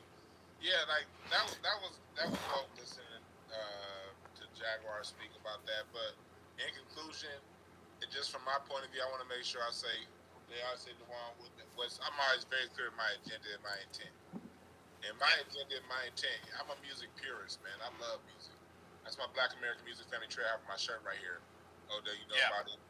Yep. And like I love music so hard, so much. I chose not to do it as a profession, you know, and I'm Yep. glad I went that way. I'm glad I just stayed a drummer that gets gigs with friends and does it like that. So now I'm in the space of more so reporting on music. I can report from firsthand experience, sing back. but at the same time, I'm not bitter. You know, I haven't gone through all those things because I know what that music industry does. And Yeah. Mm-hmm. so when Jaguar came out and started talking about what goes on in the industry, they always say you start something that you never know who's watching, you never know who's waiting. She inspired me to go harder on what I do as far as the research Mm-hmm. and Yeah. everything like that because Yeah. it was like okay why and me I chose not to get in it so I can't be the main one speaking up on all this stuff. Somebody in music is gonna have to be the one that does it. And Right. she's doing two things. She's been the one that's in music that's doing it, and she's doing it on the way. You know, she's giving us that Philly perspective. Like I told you before, I've always thought saying that Philly has such a dope music history, but somebody from Philly gonna have to say it and talk about what Yep. goes on up there. I can't do it from LA. You know, Right. and not give it the right treatment like someone from Philadelphia can. And you know, she has so while people are listening to her speak and listening Yeah. to what we are talking about here, people need to understand that she's a whistleblower. Whistleblowers generally get don't we can't treat her like a Steve Coakley. She's a Mm-hmm. Steve Yeah. Coakley of music. You know, Yep. she's someone who's who's In giving us a message from the inside, and we Yeah. gotta support it because if you want, everyone complains about how bad music has gotten and where the music industry is right now. Well, if you want to fix it, you got to call out some of the people that made it poisonous, and people like the names that she's calling out, the white names behind the black names that she's Mm-hmm. calling out Right. specifically, are the Right. people who poisoned the well. And so, you may love these names, you may love their music, and you can keep listening to their music, but understand that music has to get cleaned up. And right now, we're at a Sure. time to where it is getting cleaned up, and people who are in the way of that, they're going to get called out. Same thing with content creators. When you have someone like a Jaguar right doing what she did, and the way a lot of y'all guys reacted, and women reacted over her being recognized for it, that's not cool because you're standing in the way of cleaning out this bullshit ass industry that's been fucking over too many people. So I want to say salute to you, Odell. Like I say I know you a good dude. Like I said, we went to the same middle school. I ain't never went to the same middle school. So I was at Westchester too for 10th and 11th grade too, but I never graduated from Compton. So yeah, so you was at Westchester too. So yeah, so Jag, tell you right now, you got one that went to Westchester and Overnight. My wife went to Westchester and Overnight just like me. I married somebody that went to Westchester, Jag, so I know what Westchester can do. So you got a good one. And I appreciate you, Odell, for what you do, man. You gave me a lane on the stuff that you did every day that we met up in the past. So good reading up with you, man. Appreciate y'all. Appreciate you. And I know you're gonna rebroadcast this, but of course promote your stuff to everybody. You know what I'm saying? Yeah. Go to you see the @DeWanB down there, y'all. That's @DeWanB.com. That's the same @DeWanB on Twitter, on Instagram, and here on YouTube. Come to my YouTube channel, and that's also @DeWanB on Patreon. Everywhere DeWanB, you can find me. You dig? All right. Okay. Dr. Short, go ahead. I will go fast.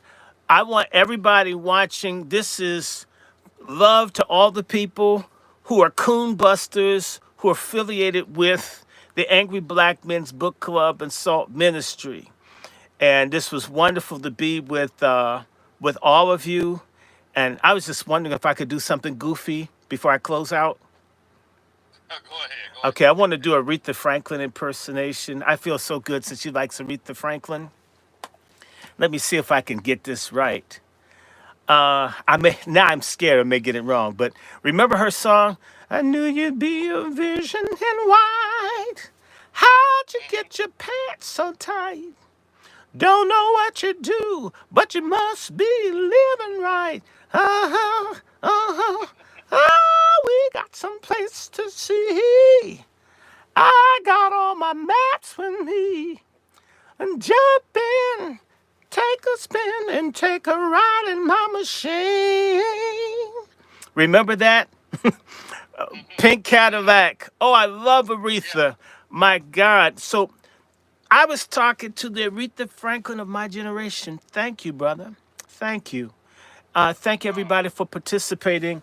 And for all of you guys watching, we can now go back to the Angry Black Men's Book Club and we can talk about this book, When Rape Was Legal.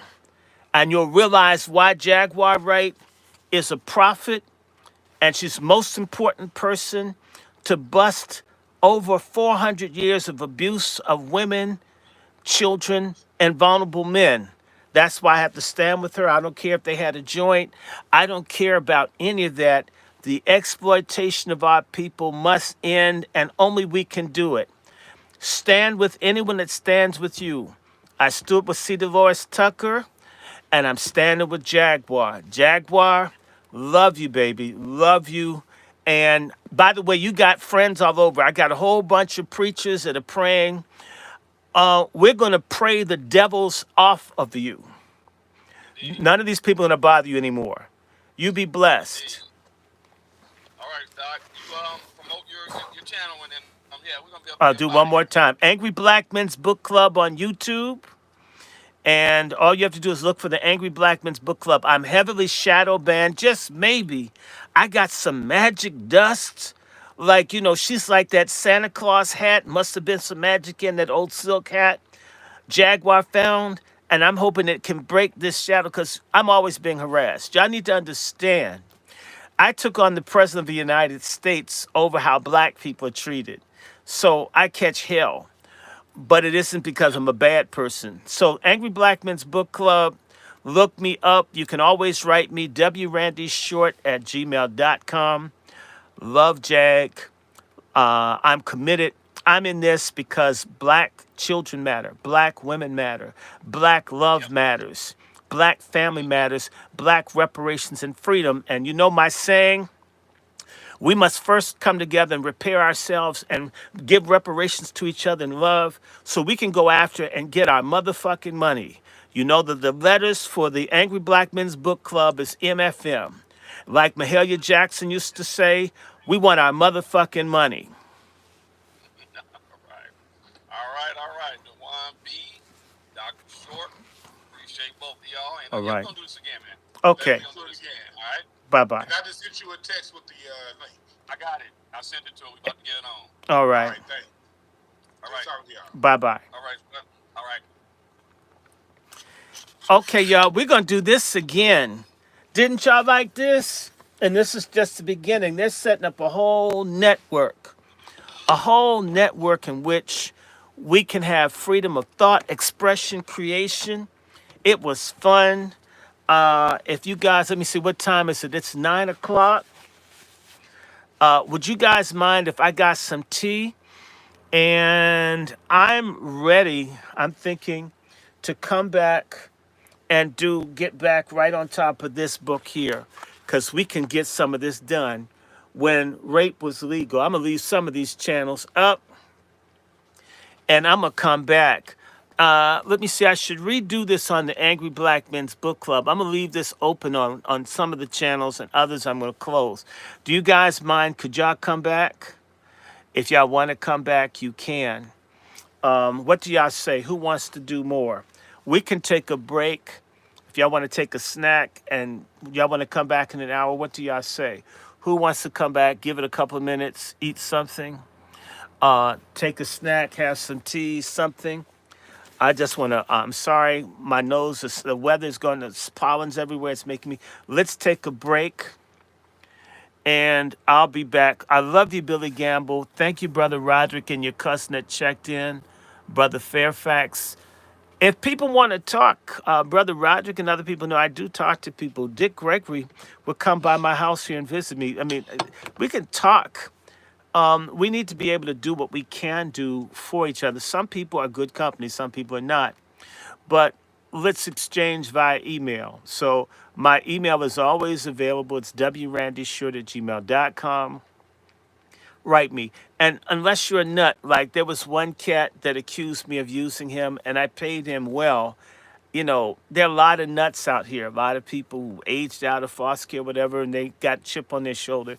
But if you've got your head together, we can mix it up, we can chop it up. I'm not interested in being a celebrity. I'm interested in being a servant and a change agent. I don't want to be famous. I'd like to be effective. I don't know how Jaguar and these other people deal with the treatment that goes with it. I've seen fame. Fame is frightening to me. It's almost scary to me when famous people call you. It's like, what are you calling? You know me? My channels, I don't know. We have no idea how many people are watching us. I don't know. They say it's like 50 or 60. It could be 600, 700, and they don't want me to know. They want me to give up. Stop doing this. Nobody's listening to you. You're just an echo chamber nigga and just accept white supremacy. Maybe, maybe not. So everybody, let me take a break. I'll come back. I'll repost. And let's see if we can take an hour or so, maybe two, to read this when rape was legal. I would love donations. This was cool, y'all. And Jaguar's smart as hell. They make it out that she's just someone that talks crap. That's not so. She's a very smart woman. She understands the business people need. We need to stop putting each other in boxes. Okay? Let's try to see each other. We want other people to recognize us, but we don't look and see each other holistically. We Black Americans do it to each other. Foreigners do it to us. We do it to foreigners. We need to try to see people and look for real, legitimate people. It isn't about where you're from. It's what you want to be, what you want to do, and where you're going. Okay? God bless you guys. I'll be back in just a little bit. Okay, let me take a break. I'll be back. I'm going to get me some scrimp and some tea or something. Bye-bye.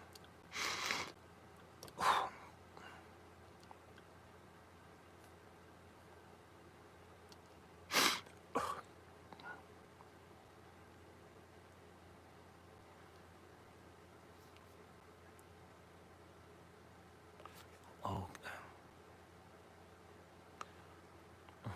Ching.